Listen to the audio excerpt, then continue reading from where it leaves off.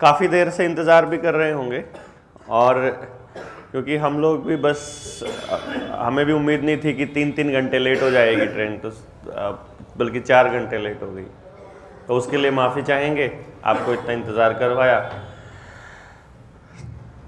फिर मैं यही समझता हूँ कि जैसे बीच बीच में बातचीत चलने लगी कि यहाँ इतने सारे लोग वेट कर रहे हैं, वहाँ इतना कि कहीं वो नाराज़ ना हो जाए, गुस्सा ना हो जाए, तो मेरे दिमाग में एक ही सवाल आता है कि देखो बात ये है, 2 तरह के लोग वहाँ आए होंगे।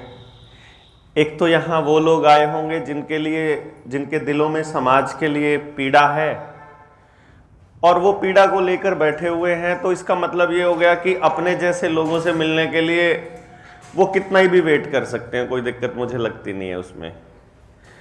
और दूसरे वो लोग होंगे जो किसी की लिहाज में आए हैं कि उसने बुलाए थे इसलिए आए हैं, तो वो भी कोई बात नहीं कर लेंगे, तो अभी मजबूरी है, हम कोई मज़े में तो नहीं थे नहीं। फिर बात आती है मौजूदा हालात की, जिसने आज ये मौका दिया हम लोगों को एक साथ बैठने का, खड़ा होने का, कि लोग घरों से निकलने लगे हैं। यकीन मानिए, अतिशयोक्ति नहीं कह रहा हूं, कोई ऐसा नहीं कह रहा हूं कि भाषण देने की कुछ ऐसी बात हो, लेकिन आज के दौर में जो लोग घर से निकल करके इकट्ठा होने की हिम्मत रखते हैं ना, मतलब घर से निकलने की ही, बोलना तो छोड़ दीजिए आप, समाज के नाम पर निकलने की जो आज हिम्मत कर रहे हैं ना, उसके लिए आप बधाई के पात्र हैं। इसलिए आपके लिए जोरदार तालियां हो जाए एक बार, क्योंकि आप सोच भी नहीं सकते हैं कितना भयानक दौर चल रहा है। आपको जो घुटन महसूस होती होगी ना, आप कुछ भी करते हैं, आप दुकानदार हैं तो आपको घुटन महसूस हो रही है, आप नौकरी कर रहे हैं, चाहे सरकारी कर रहे हो चाहे प्राइवेट कर रहे हो, आपको घुटन महसूस हो रही है, आप एक माँ बाप के तौर पर घुटे पड़े हो, आप एक बच्चे के तौर पे आपको समझ में नहीं आ रहा आप अपने माँ बाप के लिए क्या करो, कहीं पर रास्ता नजर नहीं आ रहा। क्यों?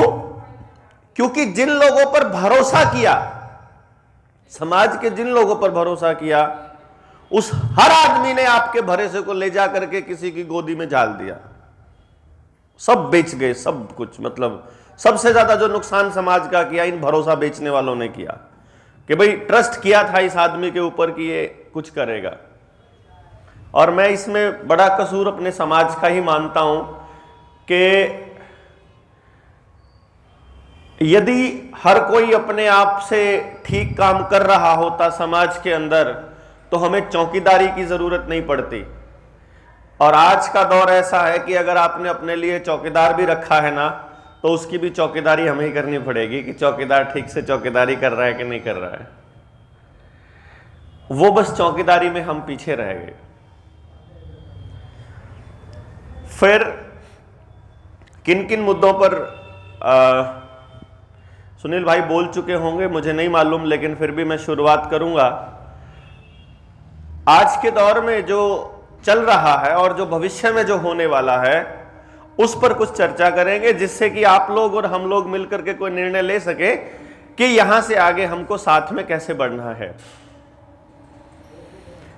इसके लिए एक शब्द बहुत इंपॉर्टेंट है आज के दौर में, वो उसके बारे में आप में से किस किस ने सुना है मुझे बताइएगा।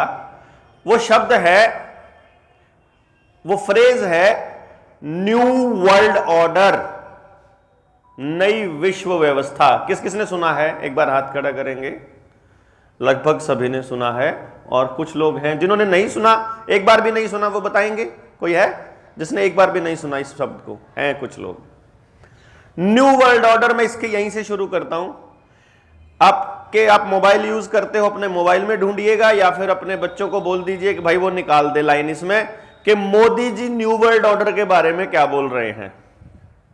हालांकि देश का सबसे झूठा आदमी है प्रधानमंत्री। आप में से कोई उसका आपका फेवरेट भी हो सकता है, उसके लिए माफी चाहूंगा कि आपका दिल दुखेगा जिसका फेवरेट होगा, लेकिन सच्ची में बहुत झूठा आदमी है। फिर भी लाल किले की प्राचीर से संसद के अंदर और अपने महत्वपूर्ण भाषणों में वर्ल्ड इकोनॉमिक फोरम के प्लेटफॉर्म पर जब कोई व्यक्ति यह कहता है कि इस बीमारी के दौर के बाद दुनिया में न्यू वर्ल्ड आ रहा है और वो आकर रहेगा, तो आप इस बात को सीरियसली ले, ऐसा मेरा मानना है। आप उसको लूज नहीं छोड़ सकते।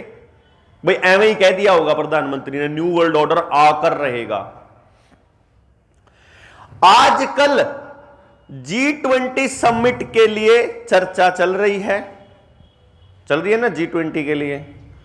भाई G20 सम्मेलन हो रहा है, उसकी एडवर्टाइजमेंट चल रही है सोशल मीडिया प्लेटफॉर्म पर भी, खर्चा भी खूब कर रहे हैं, बेहिसाब कर रहे हैं। उसकी तैयारी के चक्कर में आते हुए मुझे मोहित कह रहा था कि देखो सर जी, यूरोप की तरह टाइलें लगा दी हैं यहां पर। तो मैं उसको ये कह रहा था, भाई मालिक आने वाले हैं दिल्ली में, इनके मालिक पॉलिटिशियंस के। जो दिल्ली में बैठा है सरकार बना के, इसका भी मालिक वही है। वो जो भारत जोड़ो यात्रा निकाल रहा है उसका मालिक भी वही है, और जो सेंटर में बैठा है इसका मालिक भी वही है। तो वो मालिक आ रहे हैं अब, तो मालिकों के लिए नई तैयारी चल रही है कि वो क्या कहेंगे। अदरवाइज लोगों को लग रहा है ये हमारे लिए काम कर रहे हैं, लोगों को ऐसा लगता है कि ये सरकारें हमारे लिए चल रही हैं। G20 की समिट के अंदर एक बारी गौर से देखिएगा तो स्क्रीन के ऊपर पीछे इधर मोदी जी भाषण दे रहे हैं, उधर कोने में लिखा हुआ है विश्व सरकार, वर्ल्ड गवर्नमेंट। किसी ने गौर नहीं किया, वर्ल्ड गवर्नमेंट किसी ने नहीं देखा। One religion, one world, one religion, one health, one taxation, one India, one one one one one. और अभी तो मोदी का बयान आया था कि जितनी भारत में आर्म्ड फोर्सेस हैं, police, army, BSF, CRPF, ITBP, जितनी भी हैं, जो भी हैं, ये जितनी फोर्सेस हैं, सबकी यूनिफॉर्म एक करने का, one world, one country, one uniform, इसका प्लान चल रहा है। बिल्कुल समरसता में एक जैसा सब कुछ, और सारा का सारा वर्ल्ड के पैमानों के हिसाब से। यह है न्यू वर्ल्ड ऑर्डर, ऐसा वो बता रहे हैं आपको। मतलब वो ऐसा बता रहे हैं कि न्यू वर्ल्ड ऑर्डर ये है कि हम एक जैसी समानताएं लाना चाहते हैं। फिर इसकी गहराई में हम गए, हम लोग भी सोए पड़े थे। जैसे मैं बात करते हैं हम लोग, और किसी दुकानदार के बारे में या किसी पॉलिटिशियन के बारे में जब चर्चा चलती है तो हम उसे समझाने की कोशिश करते हैं। तो 3-4 टाइप के लोग समाज में मिलते हैं। एक कहेगा हमने करके देख लिया भाई, कुछ नहीं हो सकता, बहुत ट्राई मारी, समाज के लोग नहीं सुनते। दूसरा कहेगा अरे ये भी ऐसा ही है, राजनीति करेगा बड़ा आने वाले टाइम में। तीसरा कहेगा अरे सदियों से चलता आ रहा है, चलता रहेगा, फालतू टेंशन नहीं लेने की जरूरत है। और फिर हम जैसे लोग हैं कुछ, उनको अलग ही भड़क लगी रहेगी, अलग ही स्टाइल, वो अलग ही सिरदर्दी लेके घूमते रहते हैं कि ना भाई कुछ ना कुछ तो करना पड़ेगा, वो लोग तो इतनी ट्राई कर रहे हैं, हम तो कुछ भी नहीं कर रहे। फिर भी सारी बातों को एक बात में मिला के कहूँ कि मुझे मैं इसकी तह में जाना कब शुरू हुआ आपको बता दूं मैं, क्योंकि एक टाइम आता है जब आपको कोई चीज़ें रियलाइज होना शुरू होती हैं। मैं भी उन दुकानदारों की तरह दुकानदार था, मैं भी उन्हीं की तरह अपना बिजनेस करता था। उससे पहले मैं सरकारी नौकरी में था। सरकारी नौकरी में जब समझ आया कि ये तो पूरी ज़िंदगी इस तरह से काटनी पड़ेगी तो छोड़ना बेहतर है, तो मैंने 2012 में नौकरी छोड़ दी। मैं टीचर था हरियाणा सरकार में। नौकरी छोड़ने के बाद मैंने काम शुरू किया अपने सिस्टम के ऊपर, जिसके ऊपर मेरी मास्टरी थी। मैं इंडिया का पहला पर्सन हूं जिसने इस चीज़ के ऊपर काम किया है कि हम 3 साल की उम्र से लेकर किसी भी बच्चे को ये बता सकते हैं कि इस बच्चे के पास क्या टैलेंट है, ये असल में किस तरह के काम करने के लिए बना है। जैसे माँ बाप के सामने एकदम से इसका क्या करवाएं, इसको क्या करें, उसके सोल्यूशन हमारे पास थे। तो हम चले और फिर बहुत से बदलाव आए, लेकिन अल्टीमेटली फाइनल चीज़ ये थी कि किसान आंदोलन शुरू हो गया लॉकडाउन के दौरान, और मैंने खेती के 3 कानून पढ़ लिए। और खेती के तीनों कानून मैंने इसलिए पढ़े क्योंकि मुझसे किसी ने फोन करके पूछ लिया कि यार बलारा, ये जो किसान है ये बिना मतलब खड़े हैं कि असली में है? सरकार तो कह रही है कि खेती के कानून इनके फायदे के हैं और लोग ये कह रहे हैं, किसान कह रहे हैं कि फायदे के नहीं है। तो इसमें वो कौन सी लाइन है जिसमें ये लिखा हुआ है? तो मैंने वो 1 बाय 1 एक एक क्लॉज करके निकालना शुरू किया और मुझे फिर ये लगा कि ये वाली लाइन क्यों लिखी होगी सरकार ने।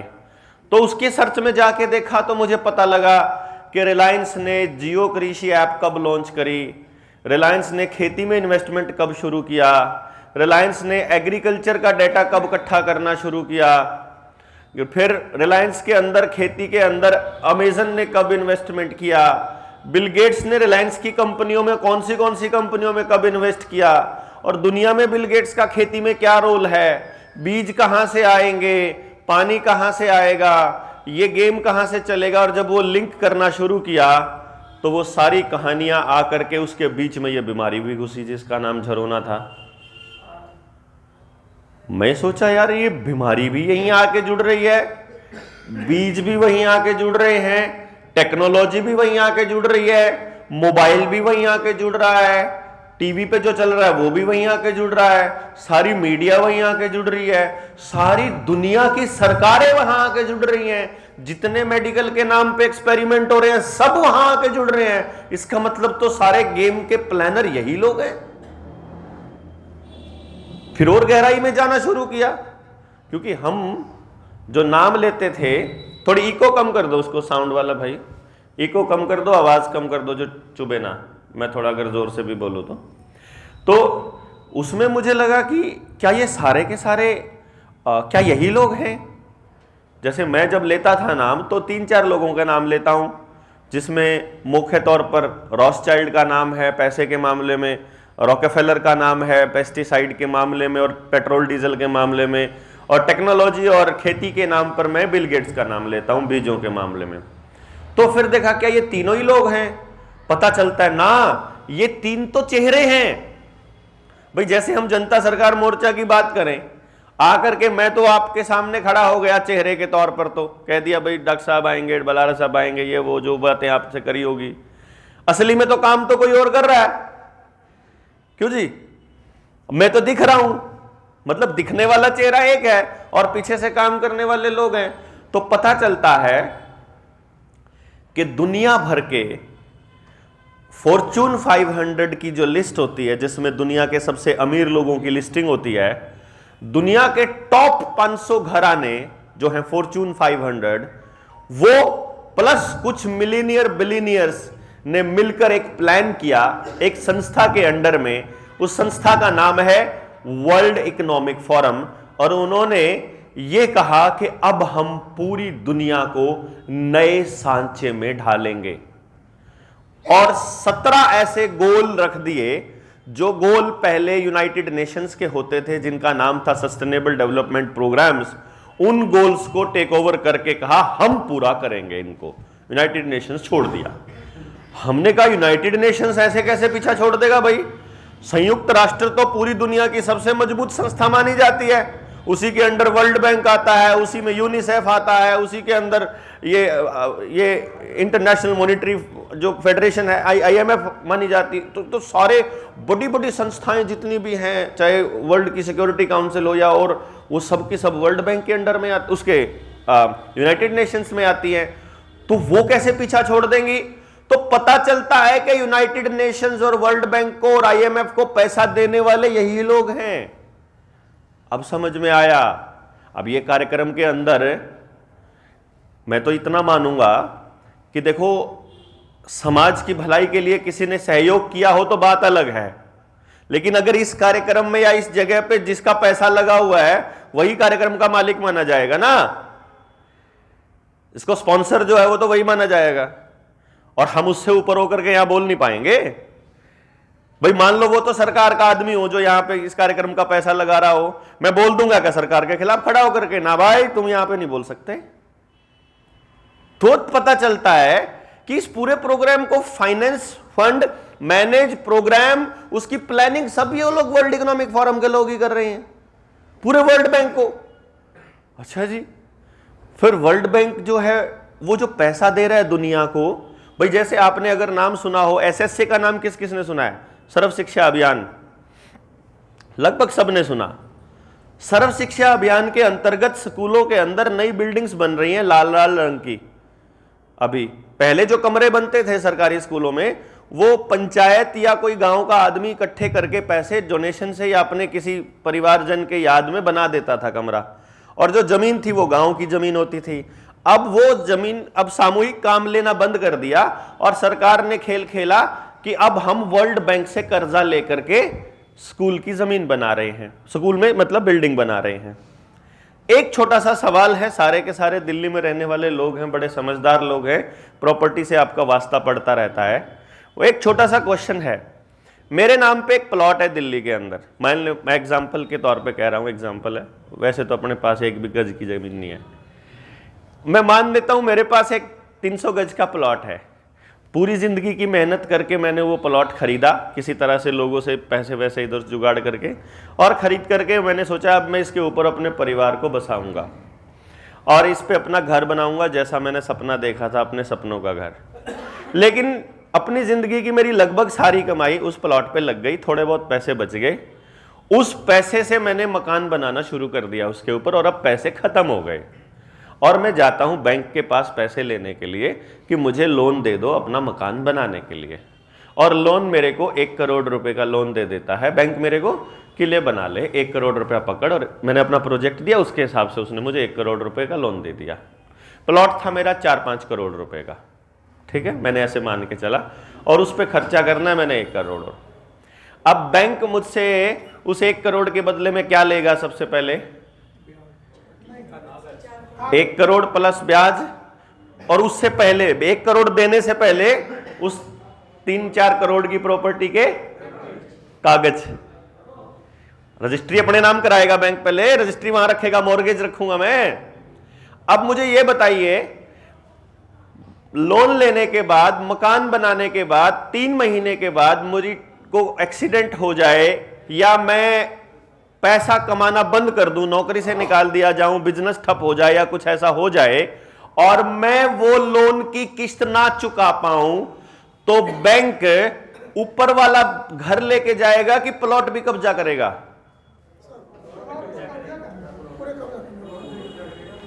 उसका है हक प्लॉट पे कब्जा करने का, होना नहीं चाहिए, लेकिन करेगा और कर रहा है।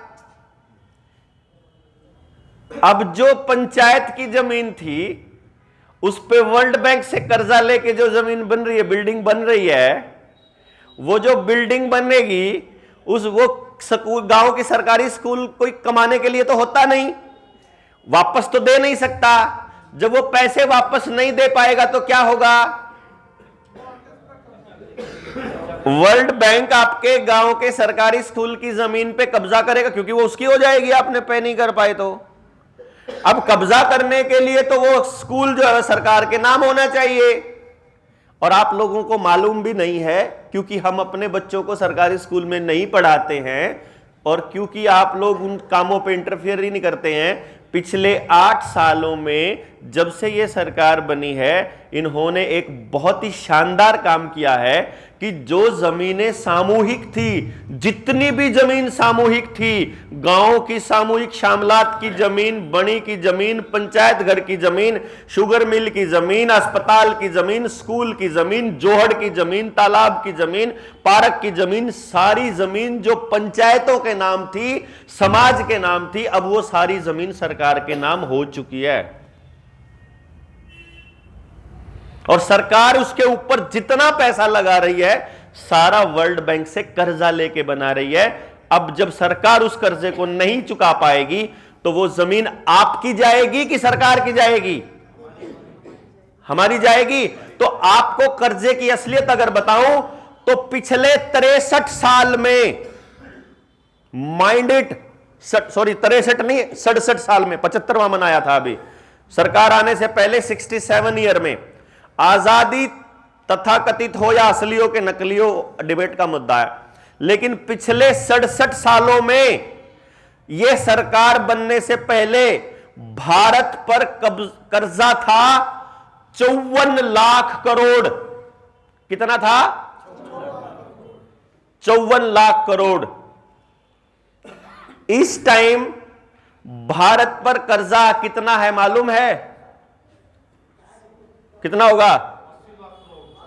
84-85 लाख करोड़। लगभग जीडीपी के बराबर का कर्जा होने वाला है अपना। यानी कि भारत ने आज तक जिंदगी में जितना कर्जा नहीं लिया था उससे ज्यादा कर्जा अब पिछले 8 साल में हो चुका है। और वो कर्जा किसका है? वर्ल्ड बैंक का। और वो किसके एवज पे है? वो हमारी प्रॉपर्टी के अगेंस्ट है। और प्रॉपर्टी नहीं, हमारे अगेंस्ट भी है। हमारे अगेंस्ट कैसे लिया जाएगा? जब आपसे बैंक जब जाता है तो बैंक आपसे क्या मांगता है? उस प्रॉपर्टी के कागज मांगता है या बैंक प्रॉपर्टी मांगता है? कागज मांगता है। तो वो प्रॉपर्टी वहां मॉर्गेज रखी जाती है। तो आपको यह समझ में नहीं आ रहा कि 8 साल से मोदी सरकार आपसे Aadhaar, family ID, PPP, voter card, नया राशन कार्ड, नई आईडी, नया सब कुछ क्यों मांग रही है? समझ में नहीं आ रहा आपको? आपके भी तो कागज हैं। जो ये वर्ल्ड बैंक कर्जा ले रहा है ये आपके अगेंस्ट ले रहा है। आपके जो ये कागज मांग रहा है बार बार। क्यों हर बच्चे का पैदा होते ही अस्पताल से बाहर निकलते ही उनके उस वैक्सीनेशन ग्रिड के अंदर आना जरूरी है? ये किसी ने नहीं पूछा। क्यों उसके वो पूरे कागज होना जरूरी है? जैसा उन्होंने बोला, हम चाहें या ना चाहें हमें सरकार के हिसाब के कागज पूरे करने क्यों पड़ रहे हैं? क्योंकि आपके भी कागज तैयार हो रहे हैं जैसे प्रॉपर्टी के कागज तैयार हो रहे हैं। और हमको बिल्कुल नहीं पता, हम अपनी मस्ती में मस्त हैं। या तो हम मस्ती में मस्त हैं या हमको अपनी 2 रोटी में उलझा के ऐसा रख दिया कि सुबह से शाम तक हम अपने कागज ही पूरे करते चल रहे हैं। मतलब अब आदमी का कुछ नहीं कर रहा पिछले 8 साल में, सिर्फ कागज पूरे कर रहा है। वो कहीं नाम खराब हो गया उसको ठीक करवाने में ही 1 महीना लग रहा है, कहीं एक चीज एक्सपायर होगी उसको जुड़ने में लग रहा है, कभी वो कनेक्ट नहीं हुआ वो कर रहा है, उसको करने के लिए 3 कागज और चाहिए, उन तीनों के लिए जद्दोजहद वो लगा पड़ा है इसी में। और इस सारा डेटा किसके पास है? क्या आपको लगता है सरकार के पास है? आधार कार्ड को बनाने वाली कंपनी नंदन नीलकेणी की है। और नंदन नीलकेणी बिल गेट्स का पार्टनर है डेटा में। यानी आपकी जिंदगी से जुड़ा सारा डेटा, सारा सब कुछ, कितने पैसे खाते में है, कैसे खर्चा करता है, आपका मोबाइल बता देता है आप कहां गए हो, आज लोकेशन आपके पास सब कुछ अपने मोबाइल में चलती है, आप कहां बैठे हो, कितनी देर बैठे हो, कैसे आदमी को पैसे ट्रांसफर कर रहे हो, कितना ट्रांसफर कर रहे हो, कैसी चीजें खरीदते हो, कैसी दुकानों पर जाते हो, किस तरह का जिंदगी जीते हो, सब मालूम है उनको। और आप वो डेटा बड़े आराम से उनको पकड़ा रहे हो। अब उस डेटे का क्या फायदा है, क्या नुकसान है, मुझे लगता है आपको बताने की जरूरत नहीं। लेकिन भारत की जो दूसरी जनता है जिसको नहीं मालूम, आपका डेटा आपको काबू करने के लिए काफी है। भाई मान लो मुझे आप उसको ये पता हो, सरकार को ये मालूम हो कि इस आदमी की रोटी कहां से आती है और इस आदमी को काबू करना हो, इसकी रोटी और पानी काबू कर लो, बात खत्म। और पिछले 3 सालों में सरकार ने बीच में टेस्टिंग करके देखी है।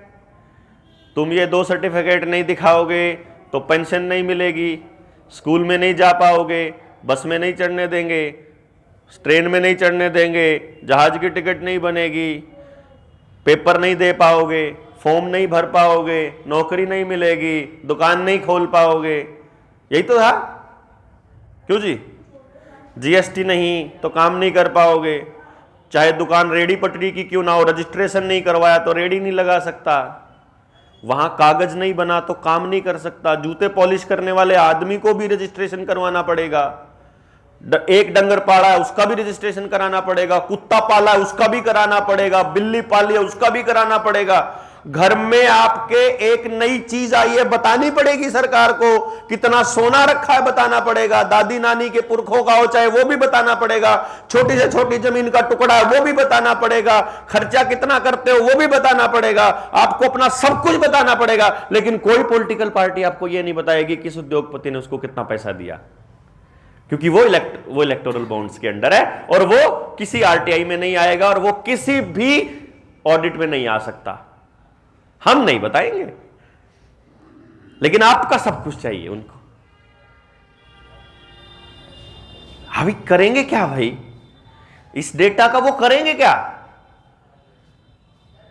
भाई? आप एक चीज सोचिए, पिछले 2 साल में 2.5 साल में आपके शरीरों में सरकार ने एक केमिकल डाला हुआ है सर पब्लिक के अंदर, और सरकार को और कंपनियों को मालूम है कि इस केमिकल के क्या क्या साइड इफेक्ट होने वाले हैं, सरकार को मालूम है। अगर आपको पता चल गया कि इस केमिकल से साइड इफेक्ट होने वाले हैं, तो आप सरकार की खटिया खड़ी करोगे, दरवाजे के आगे जाके बैठ जाओगे कि बता अब मैं कहां जाऊं, मर गया, अब तो बर्बाद हो गया, परिवार का परिवार वो हो गया। वो अभी अर्पित में दोस्त बता रहा था मेरा, बड़े पापा को शुगर, छोटे पापा को शुगर, एक को बीपी, एक को कैंसर, 2 को कैंसर, एक हार्ट अटैक से मर लिया, एक पूरी लिस्ट बता रहा है पूरे कुनबे की। अब घर वालों को अगर ये बोले कि तुमको इस केमिकल से ये सारी बीमारियां हुई हैं, तो वो क्या कहते हैं, नहीं नहीं ऐसे कैसे, ये तो सारी दुनिया के हो रखे हैं। जिस आदमी ने आज तक बाजार का एक छोटा सा दाना नहीं खाया, उसका बीपी कभी ऊपर से नीचे नहीं हुआ हो, उस आदमी को केमिकल डलने के 2 महीने बाद शुरू हो गया तो कुछ ना कुछ असर हुआ होगा। लेकिन वो क्यों नहीं मानता? क्योंकि मैं आपको उसका खेल समझाता हूं। सरकार को पता लग गया कि जितने % लोगों को ये वाला बैच नंबर का केमिकल डला था शरीर में, उन लोगों को हार्ट अटैक होने वाला है। मान लिया, मैं वैसे कह रहा हूं, मान लो उनको पता लग गया सरकार को कि इनको हार्ट अटैक होने वाला है। अब सरकार अखबार में खबर छाप दे कि अब की बार नए टाइप की सर्दी होएगी, इसलिए सर्दी में लोग हार्ट अटैक से मरेंगे। अखबार में आ गया तो आप मान लोगे, ठीक है जी। अब एक दूसरी कहानी सोचते हैं कि यार अब इस बात में सारे नहीं माने, इनको उलझाने के लिए अब कुछ और करना पड़ेगा। तो आपका जो ये मोबाइल है, ये मोबाइल आपके बारे में सारी जानकारी समाज उसको देता है, कंपनी को देता है। तो इसमें से सारा डेटा आपका जा रहा है कि आप पूरे दिन में कितने कदम चलते हो, पता चल जाता है ना कितने कदम चलते हो। आप सबका बता रहा हूं मैं, सबका पता, सबकी जेब में मोबाइल देने के पीछे पर्पस यही है, सबकी लाइफस्टाइल का पता करना। सबकी लाइफस्टाइल पता चल गई कि इस पॉपुलेशन के, हमने ये मान लिया कि समयपुर बादली के अंदर टोटल 2 लाख लोग रहते हैं। 2 लाख में से 1.5 लाख लोग ऐसे हैं जो कभी पैदल चलते ही नहीं। सुबह उठते हैं, उठते ही अपनी मोटरसाइकिल या गाड़ी उठाते हैं, नहा धो के अपने दफ्तर पहुंच जाते हैं, दफ्तर में भी वहां बैठ करके अपना काम करते हैं, फिर वहां से शाम को गाड़ी में आ जाते हैं, सारा ट्रैफिक में घूमते फिरते, रात में खाना खा के टीवी देख के सो जाते हैं। टीवी में क्या देखते हैं वो भी पता है उनको, सेट टॉप बॉक्स सब बता रहा है उनको कि कितने घंटे कौन सा चैनल चलता है। घर में 3 टेलीविजन है, तीनों टेलीविजन के बारे में सब जानकारी है उनको। आपकी मोबाइल में क्या चलता है वो भी मालूम है, आप कितना कदम चलते हो ये भी मालूम है, किस तरह का खाना खाते हो ये भी मालूम है। तो अब उनको ये मालूम है कि ये जो 2 लाख लोग हैं इनका जीवन का स्टाइल ये है। उसमें से उन्होंने देख लिया कि ये लोग तो पैदल चलते ही नहीं, उनको अखबार में केवल एक खबर देनी है, इतने कदम से कम चलने वाले लोगों को हार्ट अटैक का खतरा। तो आपको क्या लगेगा कि मेरे को तो हार्ट अटैक इसलिए हुआ क्योंकि मैं कदम चल नहीं रहा था, लेकिन असल में हो रहा है किसी और दूसरे केमिकल से। समझ गए ना? ये तो मैं एक एग्जांपल दे रहा हूं। इसी तरह से आपके दिमाग को कंट्रोल करने के लिए वो बड़े योजनाबद्ध तरीके से आपके सामने बार बार, नहीं तो वही चीज बताने के लिए आपके घर के सामने वाली दीवार पे भी आपको वही लिखा मिलेगा, आपको बैनर भी लगा मिलेगा, टेलीविजन पर भी चलता मिलेगा, रेडियो खोलोगे वहां भी वही मिलेगा, पोस्टर पे भी वही लिखा मिलेगा, मेट्रो के खंबे पे भी वही लिखा मिलेगा, घर में पर्चा भी उसी चीज का आएगा, आपके मोबाइल में भी वही चलता नजर आएगा। तो आपको 24 घंटे वही चीज दिखाई देगी, तो आपको दूसरी चीज देखने की आदत कैसे होगी? मैं एक लाइन बोलता हूं, उसके आगे बोलिएगा कि क्या शब्द आएगा, आप बता सकते हैं। हमारा, बता ले, मैं तो कह रहा था हमारा मिशन, कह रहा था मैं तो, लेकिन उन्होंने आपको बता रखा है कि हमारा इस ट्यूनिंग से बोलेगा ना हमारा, तो मुंह से बजाज ही निकलेगा, चाहे आप जितना मर्जी जोर ला लो, मुंह से नहीं निकलेगा, दिमाग में बजाज ही आएगा। क्या आपके टूथपेस्ट में नमक है? किसकी बात कर रहा हूं मैं? ले बताओ, आपको पूरा जुबान नहीं याद है सब कुछ। दाग अच्छे हैं, एक लाइन बोली, मतलब पूरी कहानी चलेगी दूसरी, उसको लगेगा दादा पोता खेल रहे हैं, पोते के चोट लग गई, वो बड़ा उसका चिपक गया और वो बड़े हो गया, और फिर वो खुश हो गया 10 रुपए का वो दिखा करके, और 10 रुपए में एक आता है दाग अच्छे हैं, ले बस। सिर्फ मुश्किल से 5 सेकंड भी वो चीज नहीं आई होगी जिसकी वो एडवर्टाइजमेंट कर रहे हैं, क्योंकि उनको मालूम है कि इन लोगों से खरीदवाना कैसे है, उनको मालूम है कि ये लोग कैसे काबू किए जाते हैं। इनको हम ना इनके घर में कुछ ऐसा नहीं रहने देंगे जो ये अपनी मर्जी से रखेंगे।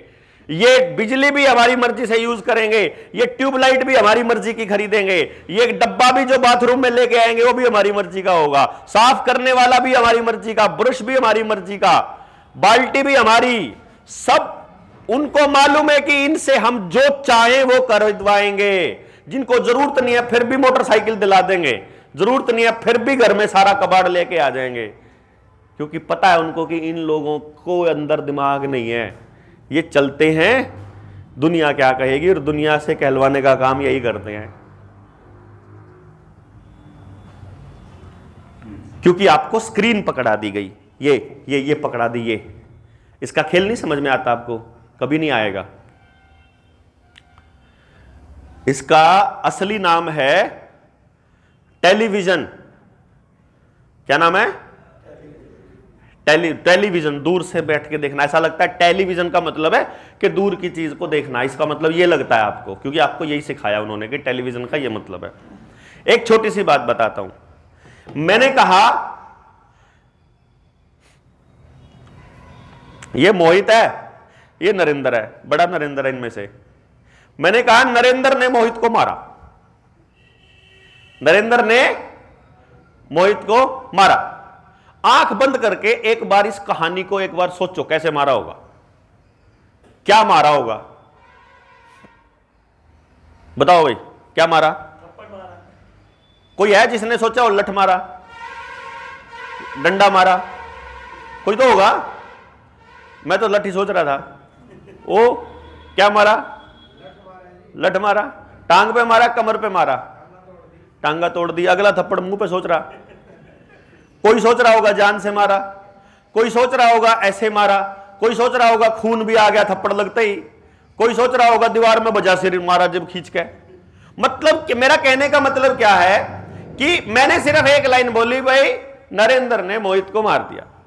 अब इस बात को आप कैसे सोचते हो, ये आपकी मर्जी है, ये तो आपके अंदर अकल है। जैसा आपने इमेजिन किया होगा मोहित कैसा है, वो कैसा है, कौन सा ठाड़ा है, कौन सा कमजोर, देख रखा होगा तो उस हिसाब से हिसाब लगाओगे, नहीं देखा होगा तो उस हिसाब से लगाओगे, जो आप सोचते हो वैसे लगाओगे। लेकिन अगर मैं यहां टेलीविजन पर नरेंद्र को मोहित को मारते हुए दिखा दूं, फिर आप अपनी अकल से सोच सकते हो क्या कैसे मारा? फिर तो आपको वही मानना पड़ेगा ना जो उधर चल रहा है कि नहीं? फिर आप अपनी अकल का इस्तेमाल नहीं करेंगे। इसीलिए इसको कहते हैं टेल अ विजन।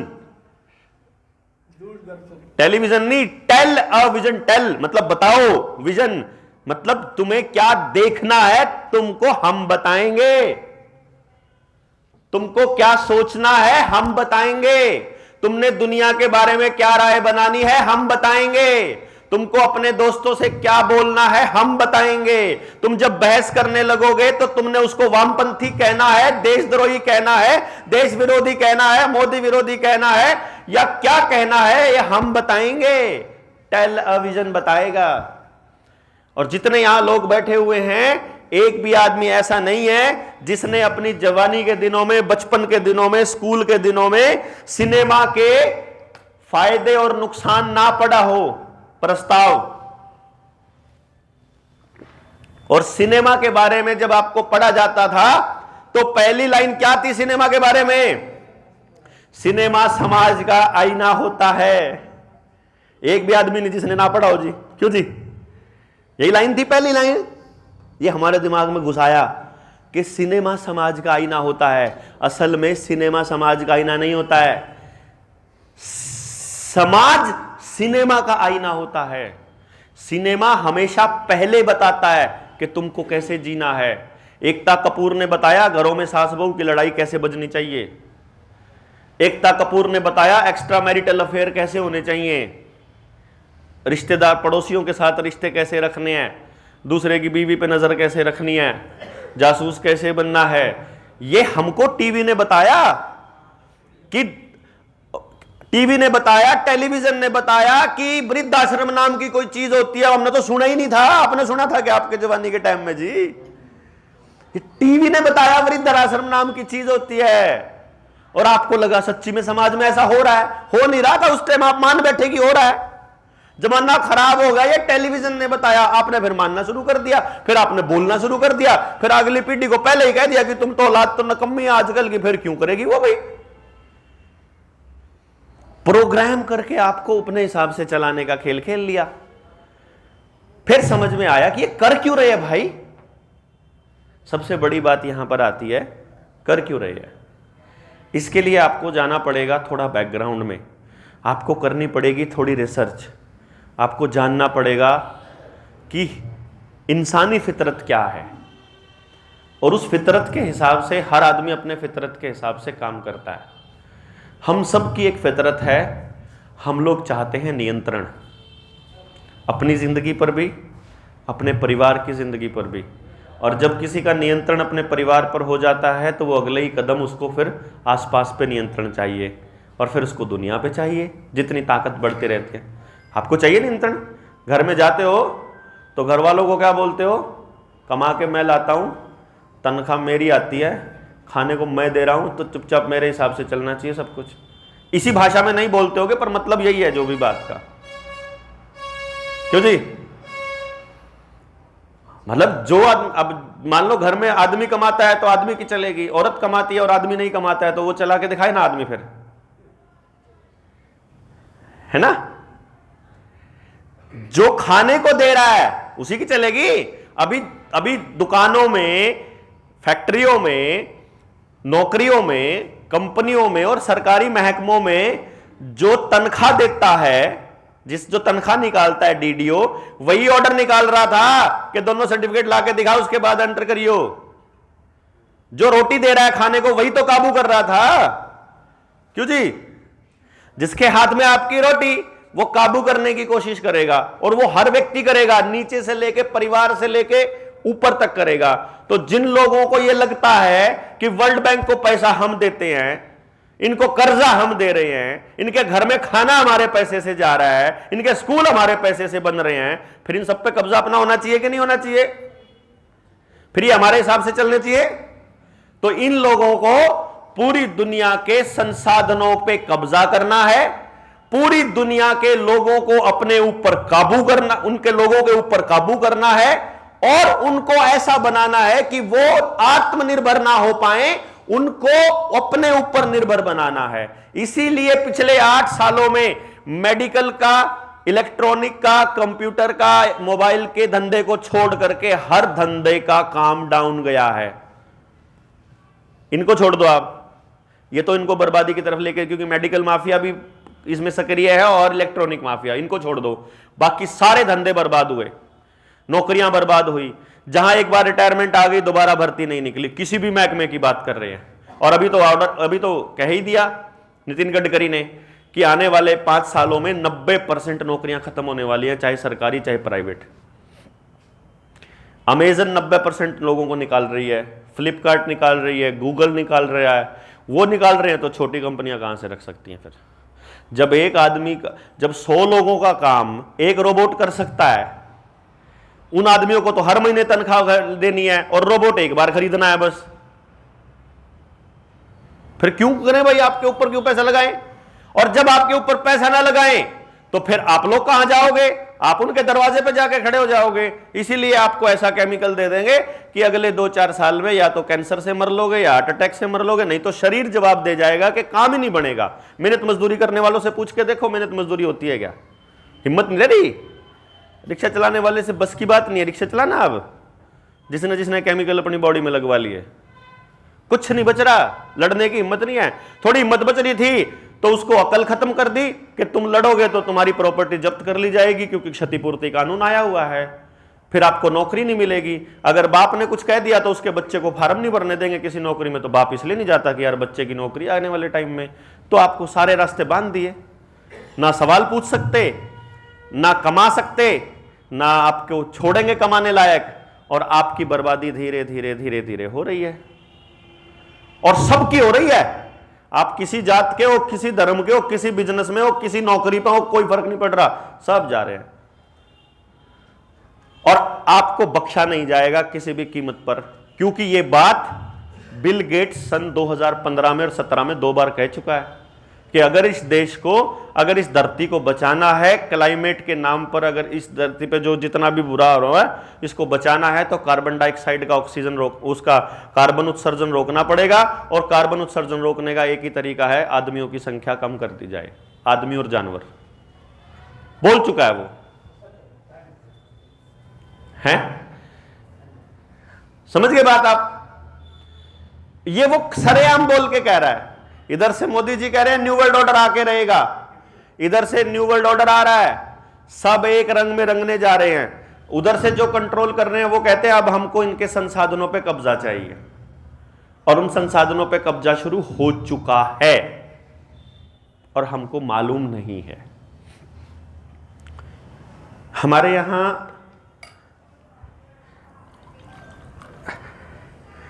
अगर हम लोग ये कहने लगे कि गांव बढ़िया है या शहर बढ़िया है,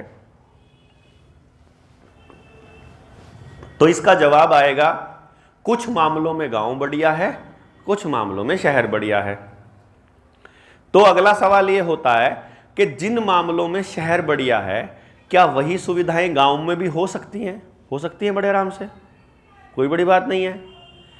गांव के आदमी को शहर में आना पड़ेगा तो उसे अपना मकान बनाना पड़ेगा, लेकिन अगर उसको वो रोजगार गांव में ही मिल जाए, चाहे आधे रेट में मिल जाए, चाहे चौथे हिस्से पे मिल जाए, तो भी उसको गांव में रहने में फायदा है। लेकिन अगर गौर फरमाएंगे आप, तो आपको सिर्फ 2 कारणों से शहर आना पड़ रहा है, या तो रोजगार के लिए या पढ़ाई के लिए, दूसरा कोई काम नहीं है। और शहर में आके कोई खुश नहीं है, क्योंकि शहर बनेंगे आने वाले वक्त में डिजिटल जेल। शहर एक ऐसी जगह है जहां पर मैं तो अपना जानता हूं कि करनाल में रहा मैं एक जगह पे, एक ही मकान में 6-7 साल। तब मैं इतना बाहर समाज में नहीं निकला था, तब मैं भी इन्हीं बिजनेस दिमाग के सोच होती थी, नौकरी करता था, नौकर कट किस्म का आदमी था। तो मेरे को इतना पता था कि मैं 1072 में रहता था, 1071 में शर्मा जी रहते थे, और 1073 में दैया साहब रहते थे। आज तक भी नाम नहीं पता उनका। 73 वाले दैया साहब ही कहा करते थे उनको जी, कहीं कभी पूछा ही नहीं कि दैया साहब।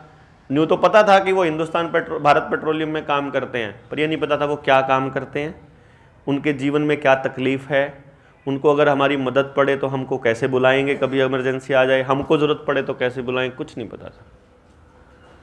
क्योंकि ऐसी ज़िंदगी है जहाँ किसी को किसी से कोई मतलब नहीं है, तो वो ये चाहते हैं कि किसी को किसी से मतलब ना रहे, और हम आने वाले टाइम में गाँव को भी शहरों की तर्ज पर ही विकसित करने लग जाएं।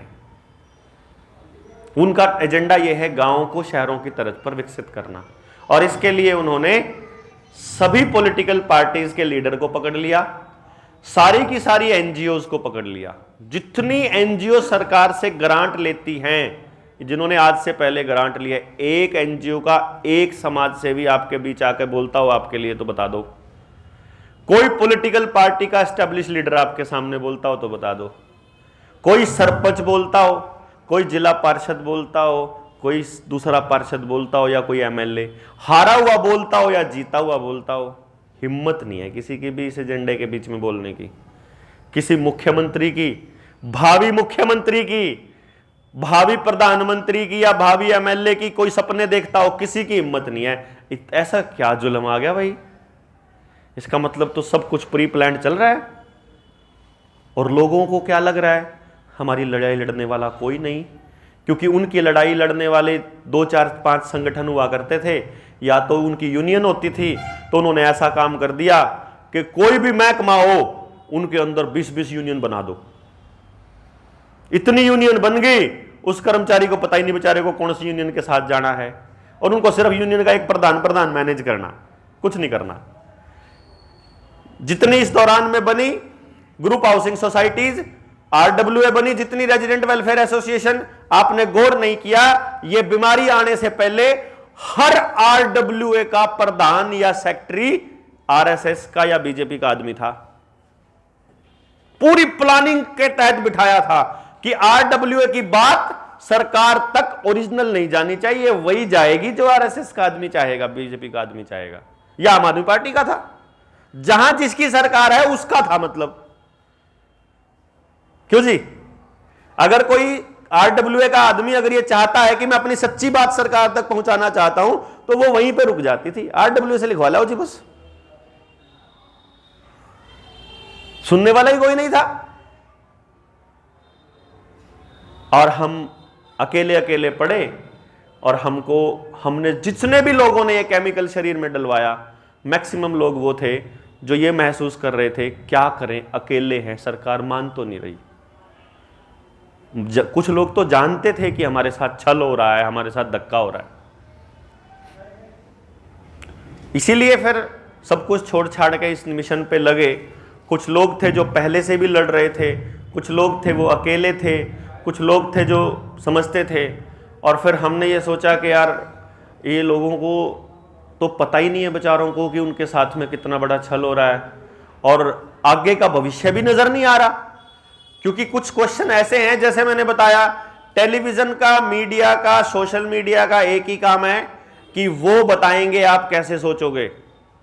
आपके दिमाग में वही सवाल आएंगे। मैं पेपर पे लिख के दे सकता हूं कि अगर आप कांग्रेस के समर्थक हो तो आपके दिमाग में यही सवाल आएंगे, बीजेपी के समर्थक हो तो आप वही सवाल पूछोगे, आप आम आदमी पार्टी के आदमी हो तो वही सवाल पूछोगे, आप तृणमूल कांग्रेस को सपोर्ट करते हो तो वही बोलोगे, जो वो बताएंगे आप वही बोलोगे, क्योंकि आपको प्रोग्राम करना उनको आता है।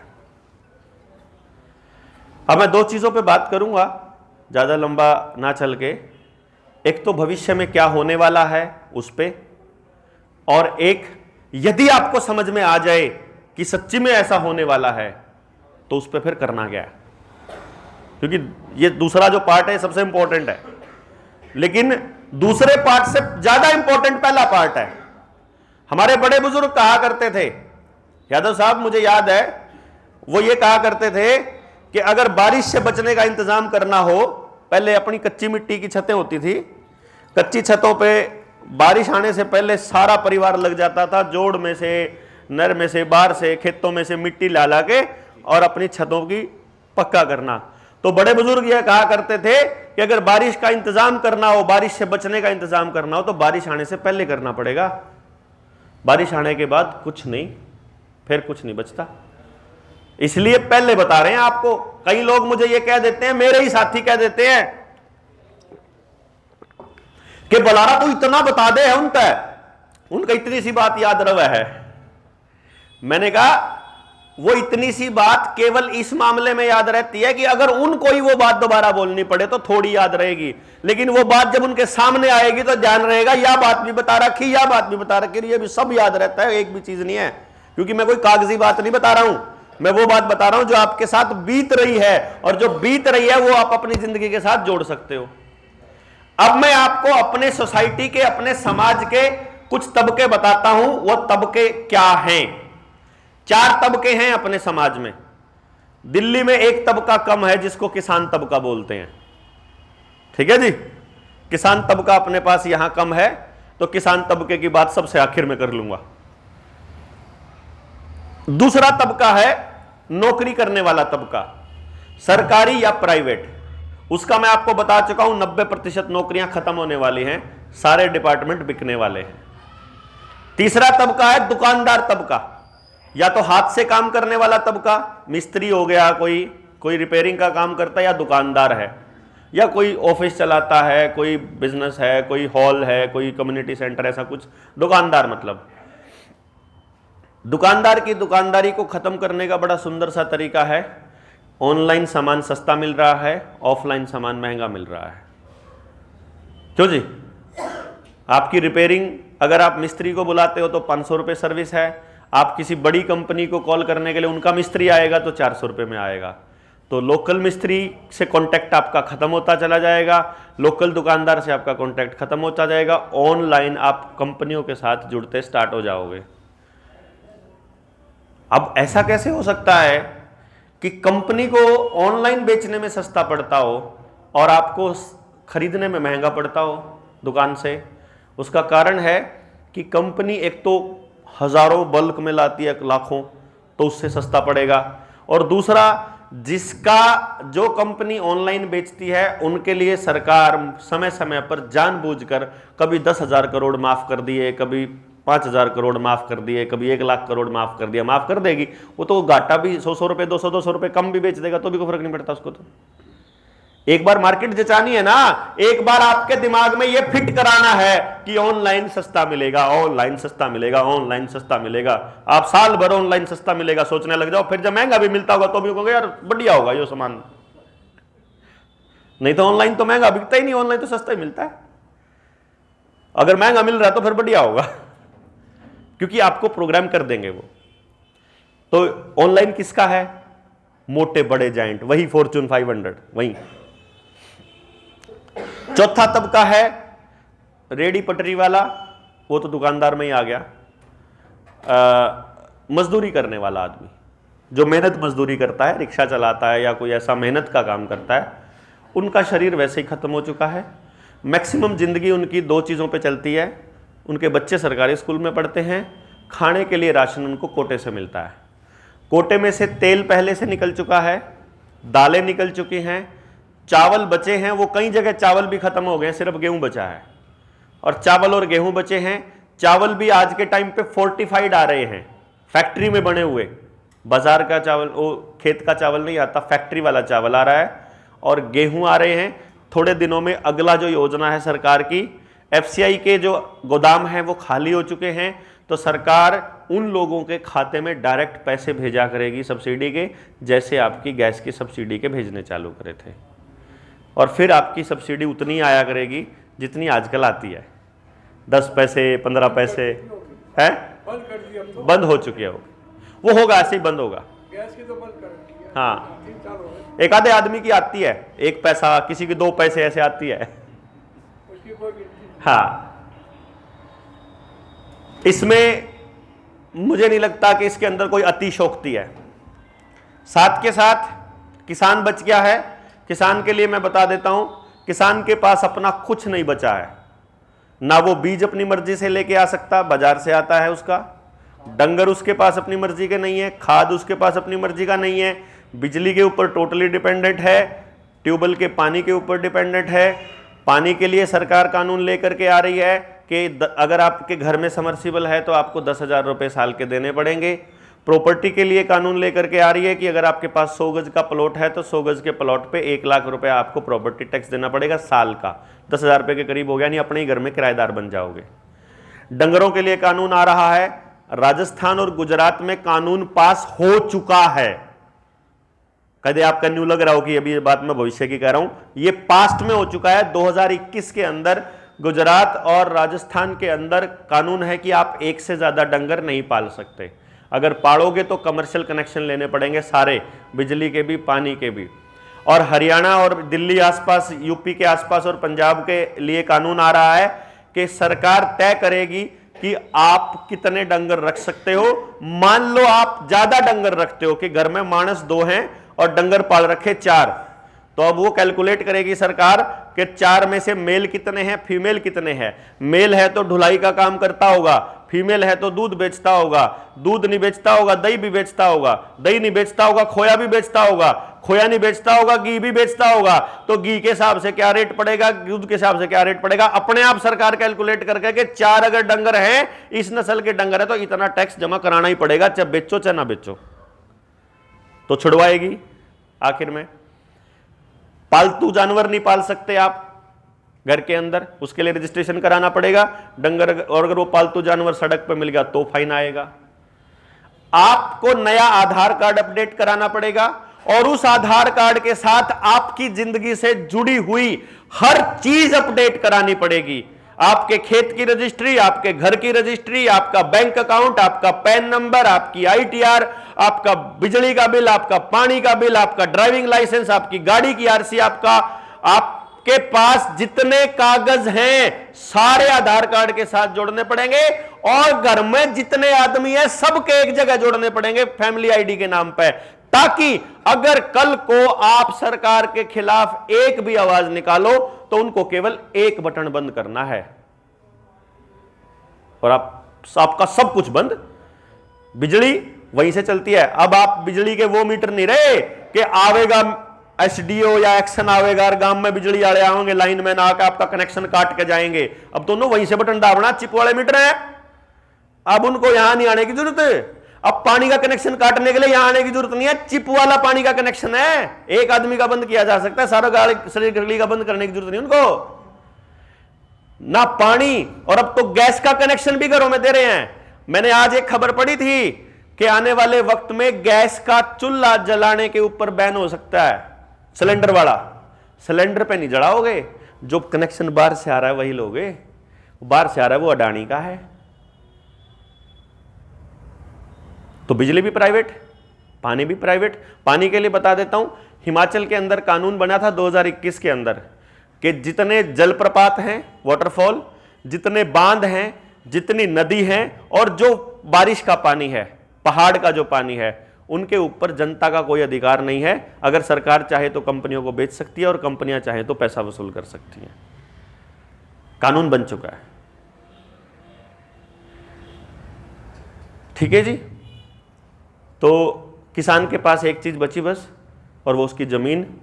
और आपको जानकर बड़ी खुशी होगी कि जैसे बाकी तबके बर्बाद होने वाले हैं, किसान की भी 99% जमीन बैंकों में लीज पे रखी है, तो वो भी बर्बाद हो जाएगा। चिंता करने की जरूरत नहीं, वो नहीं बचता। मतलब आपके साथ वो भी मरेगा। दो तरीके हैं, या तो आप इससे खुश हो जाओ कि जब सारी दुनिया मरेगी हम भी मर जाएंगे, फर्क पड़ रहा। ये डायलॉग है जो लोग थोड़े से निकलना नहीं चाहते ना घर से बाहर, वो डायलॉग बोल देंगे जब सारे मरेंगे हम भी क्या करेंगे जी के। क्योंकि वो अपने नकारापन को छुपाना चाहते हैं इस डायलॉग के पीछे। वो अपने उस भक्ति काल से निकलना नहीं चाहते हैं। तो वो या तो ये तरीका है या फिर ये तरीका है कि भाई ये तो कलेश हो गया, मैं तो सोच रहा था समस्या मेरे साथ है, ये तो सारा ही समाज खराब होने लग रहा। क्योंकि नशा जो अपने समाज में है ना, नशे की जो तस्करी हो रही है सरकार करवा रही है।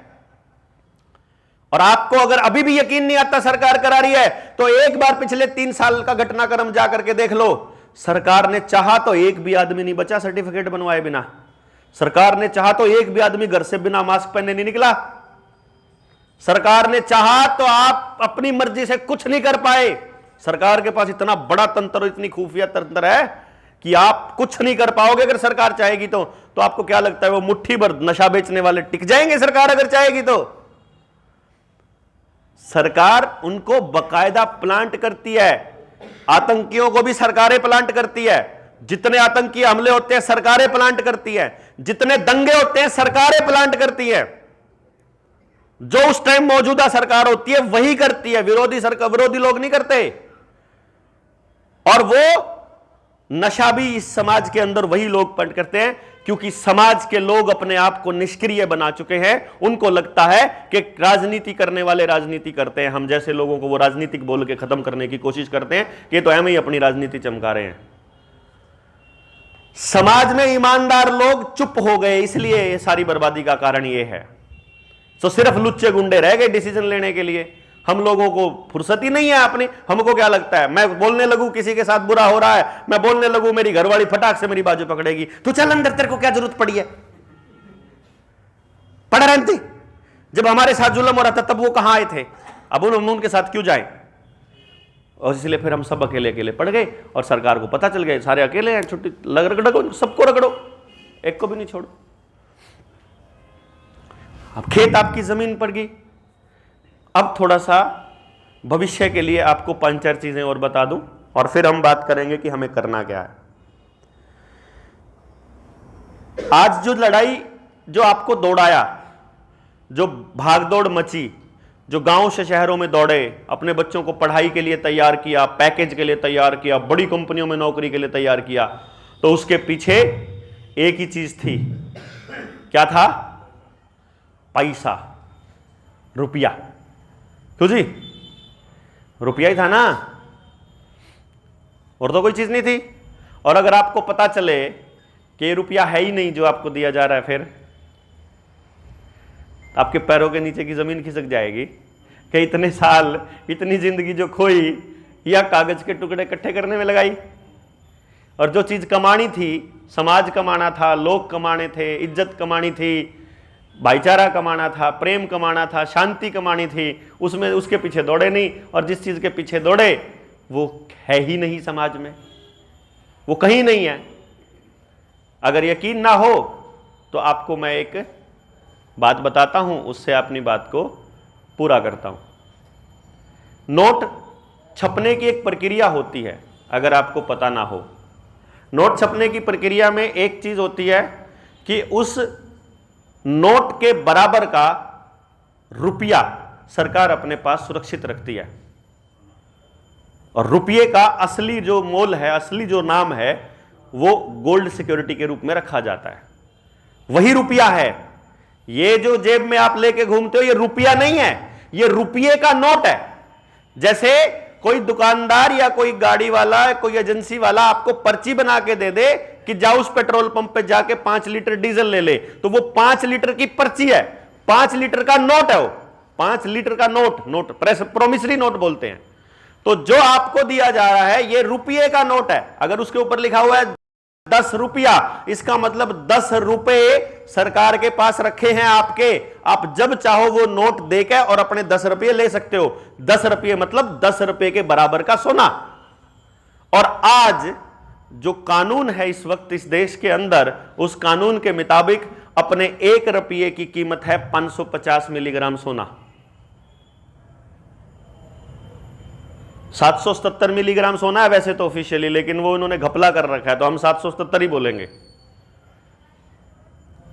1 रुपये का मतलब 777 मिलीग्राम सोना। इस मीटिंग के बाद आप में से जिसको उस चीज के दस्तावेज चाहिए हमसे मांग लेना, हम आपको ऑफिशियल दस्तावेज देंगे। उसके पहले आपको एक किताब देंगे जिस बंदे ने इसके ऊपर रिसर्च करी है 18-20 साल, जो कोर्ट में केसेस चल रहे हैं, जो उसके कानून हैं और कौन से एक्ट हैं, कॉइनेज एक्ट से लेकर के और उस तक, और रुपए का जो इन्होंने मानदेय बढ़ाया, जो मान घटाया है, इन्होंने अवमूल्यन किया है, वो एक्चुअली हमारे कानून में, भारत के कानून के अंदर उसमें नॉन बेलेबल है और आजीवन कारावास की सजा है। तो यदि इस देश के लोगों को जागरूक हो जाए तो आपके 1 रुपये के बराबर 777 मिलीग्राम सोना देना पड़ेगा सरकार को, अगर आप लोग जागरूक हो गए तो। ये आपको मालूम ही नहीं है। लेकिन आपकी इस अनजानेपन का फायदा उन्होंने कैसे उठाया? उन्होंने नोट छापने स्टार्ट कर दिए अपनी मर्जी से। कैसे छापने स्टार्ट कर दिए? इस खेल को समझने के लिए मान लेते हैं कि मैं नोट छापने वाली मशीन हूं, मैं नोट छापने वाली एजेंसी हूं। नोट कौन छापता है? रिजर्व बैंक ऑफ इंडिया को अधिकार है नोट छापने के लिए आदेश देने का कि कितने नोट छपेंगे।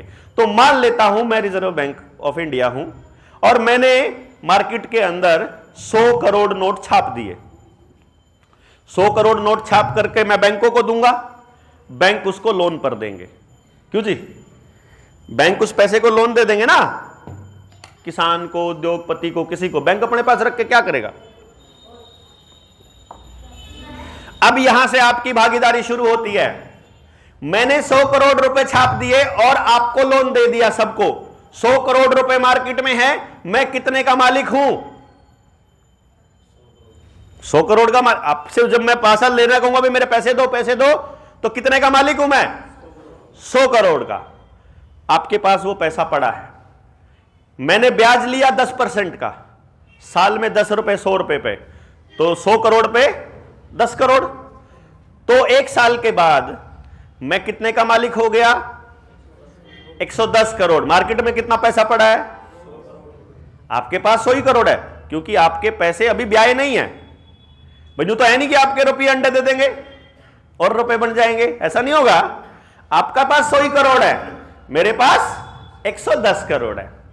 लेकिन असल में बैंक को पैसा एक साल बाद नहीं मिलता है, बैंक को पैसा अगले महीने ही मिलना शुरू हो जाता है किस्त के रूप में, और जैसे ही अगले महीने आता है बैंक उसको फिर ब्याज पे दे देता है, फिर अगले महीने आता है फिर ब्याज पे देता है। इस तरीके से बैंक ब्याज के ऊपर ब्याज लेता रहता है। तो जो इफेक्टिव जो ब्याज का रेट पड़ता है, आप अगर अपनी जो गाड़ी की इंस्टॉलमेंट बनाते हो ना, और हर महीने जो आप उसको देते हो और उसके ऊपर ब्याज कैलकुलेट करोगे, तो आपको दिखता वो 10% है, असल में 48% पे ब्याज दे रहे होते हो आप उसका, आपको पता भी नहीं चलता। तो असल में बैंक का जो इफेक्टिव जो परसेंटेज का रेट है वो लगभग 50% पड़ता है। और आप में से जिसने भी फाइनेंस का काम करा हो उसको मालूम है कि लाख रुपए में 10 लाख की टोपी घुमाई जा सकती है बड़े प्यार से, क्यों जी? सबको मालूम है ये, क्योंकि ब्याज का रुपया होता नहीं, वो हवा हवा में होता है, कागज कागज में अगर होंदा कितने भी नहीं हो, मिल गया ना मिल गया, ठीक है जी। हमारे भाई साहब भी बैठे हैं, उनको पता है। ठीक है जी, जो ब्याज में डील करते हैं उनको सबको पता है। अब क्या होता है, 50% का रेट है। अब मैंने पहले साल 100 करोड़ रुपए छापा, तो मुझे महीने दर मिलके और ऐसे करके एक साल के बाद 50% के हिसाब से मेरे कागज में बही में लिखा गया 150 करोड़। तो मैं कितने का मालिक? 150 करोड़ का। 100 करोड़ तो थे ही वो मेरे, 50 और आ गए, तो मैं 150 करोड़ का मालिक। लेकिन मार्केट में रुपया कितना है? 100 करोड़। अब ये जो पहले साल में 150 करोड़ हो गया, अगले साल में ये 150 का दुगुना होने वाला है, 1.5 गुना होने वाला है, 250 करोड़ रुपया हो गया दूसरे ही साल में। और मार्केट में कितना रुपया है? वही 100 करोड़। मार्केट में 100 करोड़ और मैं मालिक बन गया 250 करोड़ का। अगली बार में 350 पौने 400 करोड़ का बन गया, अगली बार में मैं 500 करोड़ का बन गया। ऐसे करते करते मैं 5-7 साल के अंदर 10 गुना का मालिक बन जाऊंगा। शेयर बाजार में भी तो यही चल रहा है। शेयर बाजार में भी यही चल रहा है, हवा में पैसा, हवा में सब कुछ। अब आप एक बात सोचिए कि भारत के अंदर इस इकोनॉमी का क्या रेट है, किसी को मालूम है? कि असली रेशो हवा वाला रुपया मालूम है? तो मैं बता देता हूं, 1:9 का 1:9 की रेशो चल रही है। यानी कि भारत में जितना पैसा ब्याज पर दिया, यानी जितने का भारत के बैंकों की लेनदारी है और असल में जो है, यानी 10 रुपये अगर बैंक ने लेने हैं उसमें से मात्र 1 रुपया असल में है। इसका मतलब 9 आदमियों का पैसा डूबने वाला है। 10 में से दे नहीं सकते भाई मान लो मैं 5-4 साल के बाद मैं 600 करोड़ का मालिक हूं कागजों में, और सबको बोल दूं पैसे दो वापस, मार्केट में से कितना पैसा इकट्ठा होगा? 100 करोड़ तो इकट्ठा हो सकता है, क्योंकि मार्केट में पैसा है ही नहीं 100 से ऊपर। तो मैं जब इनके पास जाऊंगा कि जी पैसा दो मेरा, अब इनके पास पैसा है नहीं क्योंकि इन्वेस्ट कर रखा है, तो वो क्या कहेंगे भाई साहब को, जी भाई साहब दो, मुझे थोड़ा सा दो, जुगाड़ करके महीने 2 महीने में दे दूंगा, अभी तो बैंक का चुकता करूं, तो इनसे ले लेगा। अब ये इनके पास कुछ नहीं बचा, इनको देना पड़ेगा, तो फिर ये उनसे मांगेंगे, उनसे थोड़ा थोड़ा मांगेंगे, तो सारे थोड़े थोड़े खाली हो जाएंगे। तो सिर्फ 10% लोग ही दे पाएंगे, उसके बाद बाकी सब खाली। अब उनको अगर हम कहेंगे कि दो इधर, वो कहेंगे पैसे तो नहीं है बाबूजी, नहीं है, तो तुमने गिरवी क्या रखा था? मकान, जमीन, कार, डंगर, फ्रिज, कूलर, पुरानी कार, गोल्ड, कुछ भी रखा था, अब देना पड़ेगा। और आपको जान करके खुशी होगी, यही कारण है कि आज आपके पास दिन में अगर 100 कॉल आती हैं तो उनमें से 10 कॉल तो इस बात की आती है कि लोन ले लो, लोन ले लो, डंगर पे ले लो, सोने पे ले लो, पुरानी कार पे ले लो, नई कार पे ले लो, फ्रिज पे ले लो, घर पे ले लो, पहले ले रखा हो एक और ले लो, उसने उतार के एक और ले लो, लोन ले लो, आती है ना? क्योंकि वो आप तो मेहनत करके कमाते हो, वो तो छापते हैं, और उनको ये मालूम है कि हमको केवल एक आदेश पारित करना है कि पैसे दो, और सबके हाथ खड़े होने वाले हैं। अब एक बात समझिए, अगर आपका पैसा आप चुका नहीं पाएंगे तो आपकी जमीन किसकी हो जाएगी? बैंक की हो जाएगी, और जब बैंक रिलायंस का हो जाएगा तो किसकी हो जाएगी? इसीलिए बैंक प्राइवेटाइज होने वाले हैं, क्योंकि आपकी सारी की सारी जमीन बैंकों के पास गिरवी हो चुकी है। पूरे समाज का सब कुछ गिरवी रखा हुआ है इस टाइम पे। आपके जोड़ की जमीन, आपकी गली को पाड़ करके इंटरलॉकिंग वाली जो टाइलें लगी थी वो इसीलिए लगी थी कि वो गली बेच चुके हैं। ये जो सड़कें टूट टूट के दोबारा बनाई जा रही हैं, बड़े बड़े 4 लेन और 8 लेन रोड बनाए जा रहे हैं, ये जो सब कुछ नया बनाया जा रहा है, ये सब कुछ पुराना गिरा के बनाने के पीछे खेल वो लोन वाला पैसा लगाया जा रहा है कि वो सारी जमीनें बैंकों की हो चुकी है और बैंक प्राइवेटाइज होने वाले हैं। मतलब आपके देश की छोटी से लेके बड़ी प्रॉपर्टी केवल 4 उद्योगपतियों के पास जाने वाली है। अगर आपको इसमें भी डाउट लग रहा हो तो फिर हम कुछ नहीं कर सकते साहब। फिर तो यही है कि जैसे आज चिल्ला रहे हैं, कल भी चिल्ला लेंगे, परसों भी चिल्ला लेंगे, और फिर आखिर में जब कुछ नई बस की बात हुई तो कम से कम शांति से मर सकेंगे कि भाई जो हमारे बस में था हमने पूरा करा। बोलो राम सत्य हैं? बोलो राम सत्य। हाँ वही जी, ठीक है जी। तो अब अगर आपको यह लगता हो कि यह लड़ाई आपकी कल्ले की है या मेरी कल्ले की है, तो फिर यो बहम है। सबकी लड़ाई है, सबका नाश होने वाला है। और अगर आपको यह लगता हो कि हमारी तो जिंदगी होली, हम तो देखी जाएगी, थोड़ी सी रह रही है, हमारे बालक देखेंगे, तो एक बार पिछले फिर 2-3 साल का कार्यक्रम घटनाक्रम देख लो। जब किसान आंदोलन हुआ, केवल वो लोग लड़ रहे थे जिनकी उम्र 45 पार थी और जिनके खिलाफ कागज नहीं थे सरकार के पास। किसान बच रहे थे, बाकी दुकानदार एक नहीं बोला, बिजनेसमैन एक नहीं बोला, नौकरी वाला एक नहीं बोला, मीडिया वाला एक नहीं बोला, पार्टी वाला एक नहीं बोला, एनजीओ वाला एक नहीं बोला। सिर्फ वो बच रहे थे जिनके खिलाफ कागज नहीं थे। अब किसानों के भी कागज तैयार होने लग रहे हैं, सबकी फैमिली आईडी तैयार हो रही है, सबको 2-2 हज़ार रुपये दिए जा रहे हैं, सबको पेंशन देने का काम चल रहा है। सरकार को तो एक ही लाइन कहनी है ना कि 1 रुपये की चोरी भी उतनी चोरी होती है तना, या जब फलानी जगह झूठ बोल के ना मेरे पे पेंशन ली थी, चल अंदर जेल में, नहीं तो चुप हो जा, नहीं तो जेल में जाओ। इतना ही तो कहना है। इसलिए सबको पैसे के साथ universal basic income new world order का हिस्सा है कि आपको केवल जिंदा रहने के लिए मिलेगा। इसलिए तो 2014 के अंदर इस देश में 40 करोड़ लोग राशन का अनाज लिया करते थे, और अब मोदी जी खड़ा होकर के संसद के अंदर बड़े गर्व से बोल सकते हैं, क्योंकि हम बेवकूफ हैं, और वो संसद में बोलता है कि 85 करोड़ लोगों को घर बैठे खाना दे रहे हैं। इसका मतलब आप इस देश के 85 करोड़ लोगों को भूखमरी के लेवल पे ला चुके हो। और भूखमरी जब बढ़ेगी ना, सबसे पहले गांव का सबसे बड़ा जमींदार मरेगा, देख लियो। सबसे बड़ी कोठी जिसकी होगी ना आपकी, तैयार रही हो दंगों के लिए। कदे किसी का बैम हो रहा हो कि हम बचे रह जाएंगे, सिक्योरिटी के जितने मर्जी लेवल लगा लियो, बचोगे नहीं, जिस टेम्पो होएगा। ब्राजील में आज राष्ट्रपति भवन में भी बढ़ लिए लोग, लेकिन होगा क्या? वहां राष्ट्रपति भवन में घुस जाएंगे, हम लोग दिल्ली पे चढ़ाई कर देंगे, हम लोग आंदोलन कर देंगे, और उसके बाद क्रांति हो जाएगी, और वो लोग फिर 4 टटपुंजियों को पकड़ के फिर अगला नेता बना के खड़ा कर देंगे, और आपको लगेगा क्रांति हो गई, क्योंकि वो उन्हीं के आदमी थे। क्योंकि आप लोगों के पास तो निकलने का उस दिन भी टाइम नहीं होएगा कि अपनी व्यवस्था खुद बना लें। व्यवस्था फिर आप उन्हीं की व्यवस्था में घुस जाओगे। फिर अभी नहीं काबू आए तो 10-20 साल बाद वो फिर वेट कर लेंगे, फिर आ जाएंगे, जैसे हरित क्रांति में दिया था आपको। क्यों जी? तो कहानी यह है कि समाज के लगभग हर तबके पर अटैक हो चुका है। जो बच रहे हैं उनके ऊपर अटैक हो रहा है, छोड़ा किसी को नहीं जाएगा। बचने का एक ही तरीका है, साथ आकर के अपनी व्यवस्था को अपने हिसाब से खड़े करने का काम शुरू कर लो। अगर आप समयपुर बादली में रहते हो तो समयपुर बादली के लोग इकट्ठे होकर मीटिंग करें।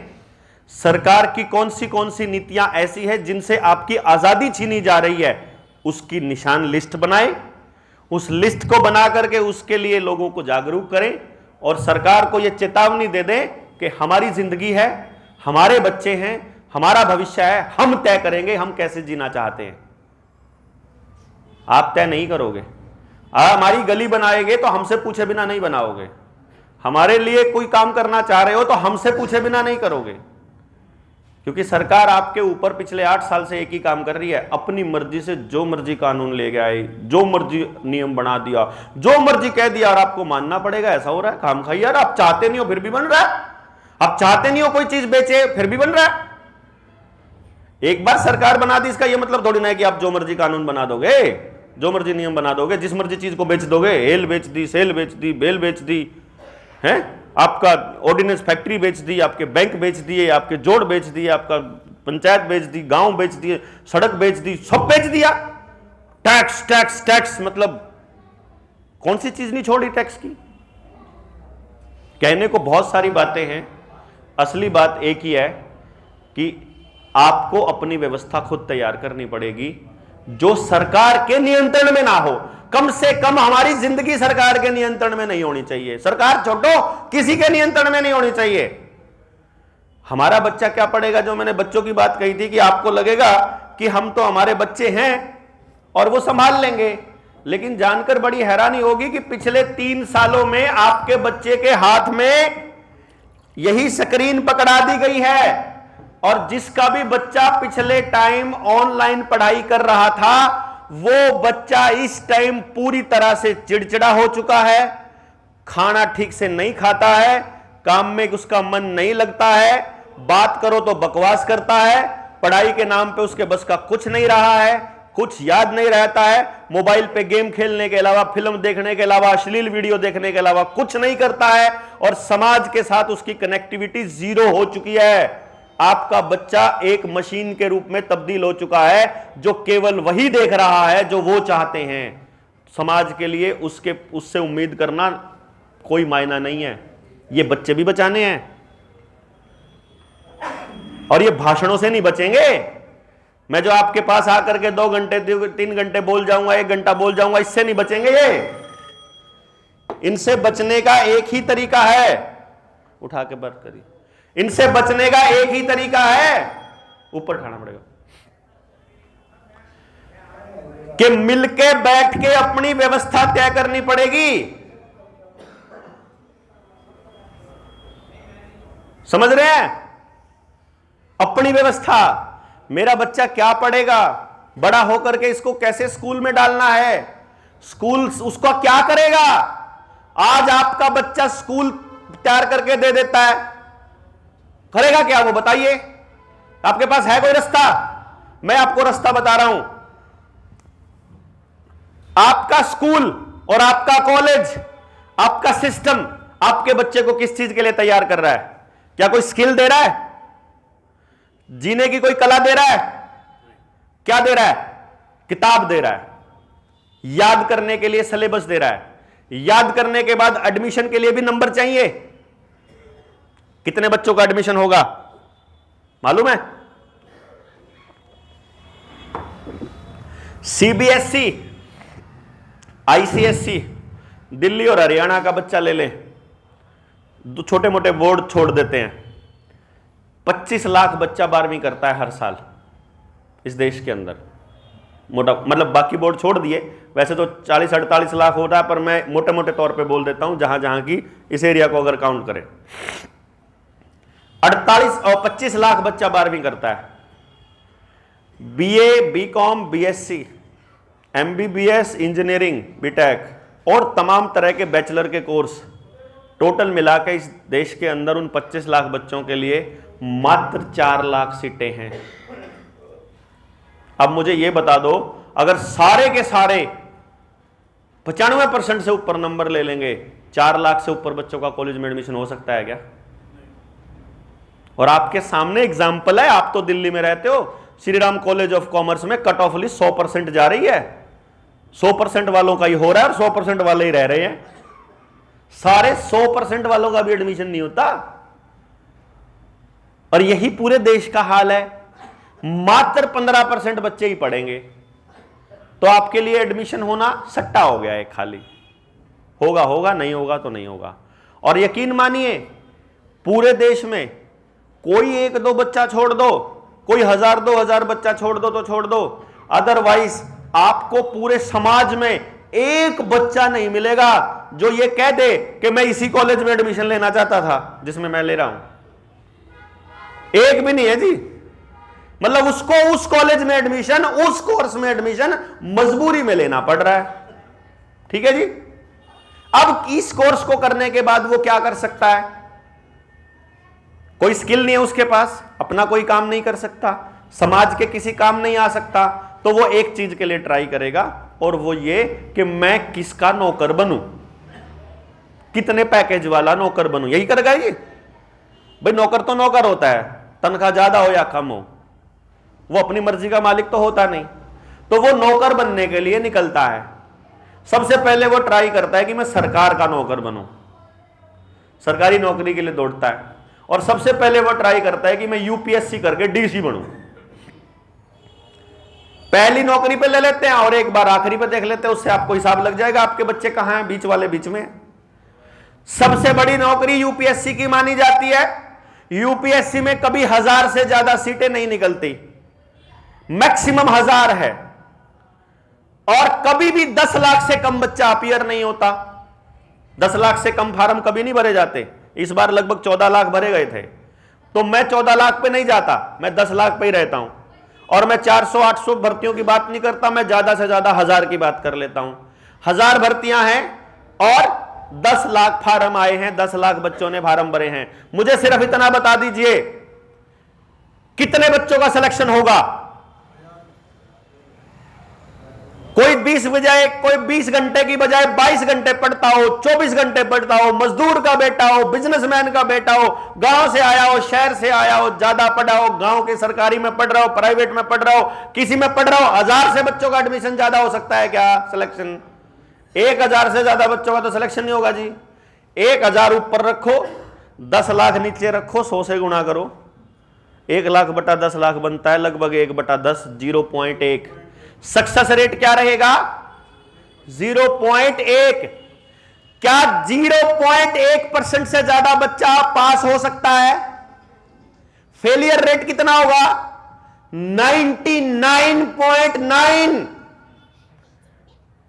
आपने अपने बच्चे की पढ़ाई के लिए इतना जोर लाया था बचपन से लेके, नर्सरी से लेके, और अब वो बच्चा 20 साल 21 साल का हो चुका है, और वो 3 बार सिलेक्शन हो लिया तो 24 का हो चुका है। 24 साल की मेहनत में फेलियर रेट पक्का 99.9% रहेगा। मतलब 99.9% बच्चों को जिंदगी भर एक मलाल रहेगा कि मैं एक फेलियर हूं, मेरे मां बाप ने मेरे ऊपर इतना जोर लगाया, मेरे से कुछ नहीं हुआ, नहीं रहेगा। और फेलियर आदमी कभी किसी के लिए कुछ नहीं कर सकता, फिर वो जो करेगा मजबूरी में करेगा। उसके बाद चपड़ासी में चले जाओ। सबसे बड़ी भर्ती मैंने अपनी जिंदगी में 43 साल की जिंदगी में एक देखी थी, हरियाणा की चपड़ासी की भर्ती। 18,000 भर्तियां इकट्ठी निकली थी। 18,000 भर्तियों पे फार्म गए थे 22 लाख फार्म। क्या 22 लाख से ज्यादा 18,000 से फालतू भर्ती हो सकते हैं? नहीं ना। तो 21,82,000 मां बाप रोज रात को अपने बच्चे को यह कह के सोएंगे कि फालतू ना बकवास करे, तेरे पे तो चपड़ासी का पेपर भी पास नहीं हुआ था। हो नहीं सकता था। मतलब आपके बच्चे चाहे चपड़ासी के पेपर में बैठे, चाहे फौज की भर्ती में बैठे, चाहे आईएएस की भर्ती में बैठे, 99.9% फेलियर रेट रहेगा। 99.9% फेलियर रेट। और आपके समाज में एक आदमी नहीं है जो इन बच्चों की बात करता हो। है क्या कोई मास्टर बात नहीं करता, कोई स्कूल का प्रिंसिपल, कॉलेज का प्रिंसिपल बात नहीं करता, कोई नेता बात नहीं करता, कोई मुख्यमंत्री प्रधानमंत्री बात नहीं करता। स्कूल बढ़िया बनाने की बात करते हैं, इस बात के ऊपर कोई बात नहीं करता कि अगर उस बच्चे के पास पढ़ने वाली कला नहीं होगी तो क्या वो इंसान का बच्चा नहीं है? अगर मेरा बच्चा थोड़े कम नंबर ले लेगा, तुम्हारे बनाए हुए क्राइटेरिया में फेल हो जाएगा, अगर उसके 40 नंबर नहीं आए 100 में से 20 आ गए, तो भी तो वो बच्चा है, तो भी तो उसको समाज के अंदर सम्मान पाने का हक है। इस पे तो कोई बात नहीं करता। तो अगर कोई और बात नहीं करता तो आपको करनी पड़ेगी, हमको करनी पड़ेगी, क्योंकि बच्चे हमारे हैं, बर्बाद वो हो रहे हैं, वो करना पड़ेगा, करे बिना नहीं होगा जी। कानिया बाबा भी बोलता है करने से ही होगा, हैं? और कोई रास्ता नजर मुझे तो आता नहीं जी। और सीधी सी बात है, अगर हमारे जैसा कोई आदमी किसी दूसरे स्टेट से आके और आपके दिल्ली में आके कहे कि हम करेंगे आपके बच्चों के लिए, तो समझ लेना ठग है, क्योंकि मन ने ठेका नहीं ले रखा जी आपके बच्चों का। मैं तो इस दर्द में हूं कि जब आपके बच्चे बर्बाद हो रहे होंगे ना, जब आपके बच्चे नशेड़ी बनेंगे, तो नशे का इंजेक्शन मेरे वाले का भी लग सकता है। मैं तो इस डर में आ रहा हूं आपके बीच कि अपने बच्चे को कैसे बचाऊं। मेरे बच्चे को बचाने का एक ही रास्ता है कि पड़ोस का बच्चा बचाना पड़ेगा, और वो बच्चा कभी दिल्ली में भी आ सकता है, तो दिल्ली वाले भी बचाने पड़ेंगे। लेकिन मैं तो आपको बताने तो आ सकता हूं, मेरे पास जो विद्या है वो तो दे सकता हूं, मेरे पास जो समझ है वो तो शेयर कर सकता हूं, जो सलाह है उस पर तो बात कर सकता हूं। करना तो आप ही को पड़ेगा साहब, मैं नहीं करूंगा जी, ना माने बड़क। हम तो आपके साथ कर सकते हैं कि आप समयपुर बादली में कर लीजिए, हम लोग हरियाणा में कर लेते हैं। तो जब आपको हमारी जरूरत पड़े तो हम वहां खड़े मिलेंगे, जब हमें आपकी जरूरत पड़े आप यहां खड़े मिल जाना। क्यों जी? इतना तो हो सकता है समाज के तौर पे इकट्ठे होकर के। अदरवाइज बाकी भाषण बतेरे बढ़िया हमने देने, हम दे देंगे, आपने ठीक लगे आप बढ़िया जागा अपना चाय पी लियो एक बार, और आसान न जागा एक बार और यूं कह दियो भाई बात तो ठीक कह रहे थे डॉक्टर साहब, पर कुछ नहीं हो सकता। अगर यही कहना तो बात अलग है। और अदरवाइज आपको एक काम करना पड़ेगा, आपको कम से कम 5 घर इधर अपनी गली में और 5 घर इधर तैयार करने पड़ेंगे। भाई मान लो आपसे अगले घर वाला सरकार का पिट्ठू है, उनका पट्टा पहन रखा है सरकार का, किसी भी पार्टी का पट्टा पहन रखा। मैं इनको पार्टियों के कुत्ते बोलता हूं, देखो जी आप में से कोई हो बेशक, मैंने नहीं पता, बुरा मान जियो, माफी मांग लूंगा बाद में। लेकिन भाई किसी का पट्टा पहन लिया हो तो वही है जी, पालतू हो गया उसका, क्योंकि वो उसके रहमो करम पे जिंदा है। वो मालिक थोड़ी है, मालिक तो हम है, वो तो नौकर है, मांगने आते हैं, वो हमसे भिखमंगे हैं सौरे वो तो अगले वाला आपकी बात नहीं मानता, वो कहता है ना भाई हम तो सरकार के खिलाफ बोल नहीं सकते, तो अगले के पास चले जाओ। वो भी नहीं मानता, अगले के पास चले जाओ। आपको 5 घर तो तैयार करने पड़ेंगे इस लाइन में इधर, और 5 घर इधर कर लो, 10 घर तैयार कर लो। 10 घर ऐसे कर लो कि भाई बात सुनो, कल को सरकार का आदमी अगर जबरदस्ती करने लगे, तुम्हारे ऊपर करेगा तो हम 9 के 9 तेरे घर मिलेंगे, और हमारे ऊपर करने लगे तो तुम 9 के 9 आ जाना। पहली बात तो या सरकार के इस एजेंडे को छोड़ो कि हम तुम्हारे काबू में नहीं आएंगे, पहली बात तो यार, क्योंकि आने वाले टाइम में आपकी गाड़ी की जो नंबर प्लेट है, और हमें यह भी लड़ाई लड़नी पड़ेगी, मैं आपको बताऊं, ये जो 10 साल और 15 साल में गाड़ी बंद करी ना, ये भी लड़ाई लड़ेंगे आप। मतलब सरकार को ये बोल देंगे हम निकालेंगे गाड़ी बाहर, तुम पकड़ के दिखा, हम बताएंगे, मैं चलाऊंगा सबसे आगे और तू रोक के दिखा। जैसे सरकार कह रही थी ना कि चालान कटेगा, अगर 4 जिलों में मास्क की अनिवार्यता लागू कर दी, चालान कटेगा। हमने ऐलान कर दिया, हम आ रहे हैं भाई बहादुरगढ़ में इस चौक पर इतने बजे आएंगे, काट के दिखाओ कौन सा पुलिस वाला आएगा। आए नहीं कोई। फरीदाबाद में अगर हम आएंगे, फरीदाबाद में काट के दिखाओ कौन आएगा, तुम करके दिखाओ जबरदस्ती, तुम्हारी क्या औकात है। हम तो 4 मानस थे और इतने मानस इकट्ठे हो गए, तो इनका तो मारेंगे थप्पड़ खींच खींच के, इनकी क्या औकात, कुछ भी नहीं। सरकार आपको कैसे जबरदस्ती कर सकती है? कर्मचारी तो होते हैं, सबसे बुद्धि कौम है कर्मचारी तो। एक बार यूं जूता करके दिखा दिया तो दोबारा मुड़ के भी ना आए उस गली के अंदर। पर जूता दिखाने वाला आदमी की हिम्मत होनी चाहिए ना। आपको यह एहसास होना चाहिए कि आप कल्ले नहीं हो, आप खड़े हैं। एक बार इनिशिएटिव ले लियो, कोई टेंशन नहीं, कोई दिक्कत ही नहीं है। या आज की बात नहीं कह रहा, 2021 में ये बहन जी बैठी हैं रचना जी, इनका फोन आया मेरे पास। आप उस टाइम तो सारे एरिया में दहशत थी, दहशत का माहौल था। इन्होंने कहा जी हमारे स्कूल में सर्टिफिकेट के लिए प्रेशर बना रहे हैं, टीचर थी ये, कि जी स्कूल में प्रेशर बना रहे हैं और मैं क्या करूं। मैंने कहा जी लड़ाई आपकी है, लड़ना आप ही को पड़ेगा, हम तो साथ खड़े हो सकते हैं। अब मैं आ जाऊं आपके लिए लड़ने और आप कह दो ना जी मैंने तो लड़ना नहीं, हमारी तो होगी बेइज्जती, हम तो वहां से आएंगे आना जाना बेइज्जत। लड़ाई शुरू करो जी, स्कूल के बाहर बैनर लगा के बैठो, प्रिंसिपल को कह दो एसटीसी करा, नहीं लगवाती मतलब नहीं लगवाती। आपको 2 दिन हो जाएंगे लड़ते हुए, यही बात कही थी जी, मगर 2 दिन आपने लड़ना है बस। 2 दिन आप मेरे को बता देना, दूसरे दिन की जी 2 दिन हो लिए मेरे को लड़ते हुए, तीसरे दिन आपके साथ खड़ा मिलूंगा और उसके बाद नहीं हिलता आपके पास से, लेकिन 2 दिन लड़ाई चालू कर दो। इनका इतनी सी हिम्मत आ गई, इन्होंने कहा छुट्टी एसटीसी कराओ, आप तनख्वाह नहीं लेते, जाओ, नहीं लगवाते पर नहीं लगवाते। इन्होंने तनख्वाह लेने से मना कर दिया। अब तनख्वाह लेने से मना कर दिया तो ठीक है, उन्होंने तनख्वाह रोक ली, सरकार के ऑर्डर ऐसे थे, इन्होंने कोर्ट केस कर दिया। अब पीछे से इनका कोर्ट केस आदेश आ गया कि जितनी तनख्वाह सारी दो। अब प्रिंसिपल ने देखेंगे कि अब तेरे को हरामी, तेरे को रगड़ेंगे अब कि तू जबरदस्ती कैसे कर रहा था उस टाइम पे। लेकिन लड़ाई तो लड़नी पड़ेगी ना आप ही को, बच्चे आपके, माहौल आपका, लड़ाई आपकी, समस्या आपकी, लड़ना आप शुरू करो, आप खड़े मिलेंगे पक्का। तो ये हिम्मत आपको होनी चाहिए कि आप कल्ले नहीं हो, इतने सारे लोग हैं, हजारों लोग हैं, हजारों लोग, मतलब हर जिले में अपने लोग हैं इस टाइम जनता सरकार मोर्चा के, कोई टेंशन ही नहीं है। सिर्फ आपको इतनी हिम्मत करनी है कि अपने घर के पहले, सबसे पहले अपने परिवार को बचाने के लिए 10 परिवार अपने साथ कर लो। जो आदमी आपकी बात मानता हो, ये याद रखना, पहले 10 आदमी वो होने चाहिए जो आपकी बात को समझता हो। बस अपनी शील्डिंग 10 आदमियों की पहली ढाल होगी अब तैयार। अब हम घर में हो या ना हो कोई टेंशन नहीं, 10 परिवार हैं, लट आगे आ जाएंगे। ठीक, अब अगला स्टेप है फिर समाज में उतरने का, कि जो जो लोगों का जमीर बचा हुआ है, जो जिंदा लोग हैं, जो आज भी समाज के लिए सोचते हैं, जो आज भी अपने बच्चे से पहले दूसरे के बच्चे को रख सकते हैं, जो आपके बच्चे में और मेरे बच्चे में फर्क ना कर सकते हो, अब उनको ढूंढ लो। चोर नहीं चाहिए, लुटेरे नहीं चाहिए, गुंडे नहीं चाहिए, लालची नहीं चाहिए, कोई नहीं चाहिए। और जी जमीर वाले लोग इतनी आसानी से नहीं मिलते, नहीं तो मारे सिर में दर्द नहीं है, सिर में गुमड़ा नहीं है कि आके समय बर्बादली में दिमाग खराब करा। यहां तो हमने कुछ भी नहीं लेना, हमारे गांव के आसपास करूंगा तो लोग नहीं कहते तो इलेक्शन लड़न आया, यहां तो यूं भी नहीं कह सकते है जी, मतलब कहने वाले।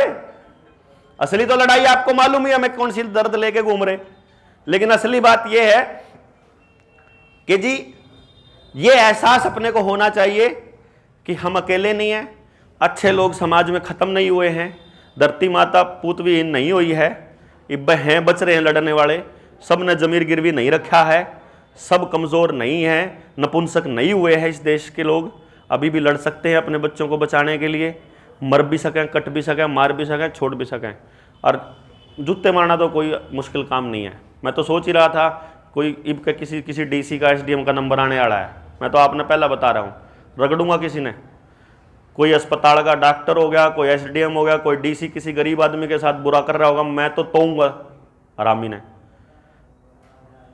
ठीक है ना। और बैठांगे कि आजा तू करके दिखाओ, गिरफ्तार करके दिखाओ, तुम क्या करोगे हमारा। इकट्ठे होंगे तो इनके कोई कानून नहीं, 3 संसद में बना हुए कानून वापस करवा दिए जी किसानों ने। सबूत है ये एकता का और शांति का, कि जिस दिन आप इकट्ठे हो गए कानून कोई मायने नहीं रखते, ये कागज कोई मायने नहीं रखते, अपनी जमीन, अपने खेत, अपने अस्पताल फिर उल्टे ले आवांगे, पर इकट्ठे तो जो यो सबसे पहला काम है। आपने ये काम करना है कि अपने आसपास ऐसे लोगों को ढूंढना है। अगली बार दिल्ली के किसी कोने में अगर कोई कार्यक्रम हो रहा हो तो उन लोगों को बता भी देना है कि आ जाओ भाई, बात सुन लो। आगे कभी अपने लोग तैयार करने हैं, हमारे साथ ग्रुप में जुड़ जाओगे तो हम आपको वो मैसेजेस दे देंगे जो आपको इसका और परिदृश्य, अभी मैं आपको पूरी बात बता ही नहीं पाऊंगा क्योंकि मेरे साथ थोड़ी समस्या ये हो रही है कि मैंने कोई चुप नहीं रहने देता सुबह से लेकर रात तक, तो मेरे ये जो पोर्शन है ये इसमें जख्म हुए पड़े हैं और आराम तो मेरे पास बोलने नहीं जानता फिर, ठीक है। और मैं परमानेंट जख्म हो रखे हैं तो पेन रहता है 24 घंटे मेरे को। और कोई मैं कुछ सोचता हूँ कि 10 20 50 लोग हो जाएं बोलने वाले तो उन्हें छोड़ के मैं अपना आराम से थोड़ा शांति से ले लूँ, पर अभी नहीं लगता, अभी टाइम 5-7 महीने और करना पड़ेगा। तो इसलिए इस 1 घंटे में वैसे भी नहीं कर सकते। और फिर मैंने हर मुद्दे पे अलग अलग वीडियोस तैयार कर रहा हूँ मैं हर मुद्दे पे, तो उनके लिए आपको जब आप साथ में जुड़ जाएंगे तो आप उन चीज़ों को समझ लेना। और लड़ने के लिए जब जैसे ही कॉल आती है फिर आपने अपने लट्ठा पे तेल पे आकर रखना पड़ेगा पुराने स्टाइल में।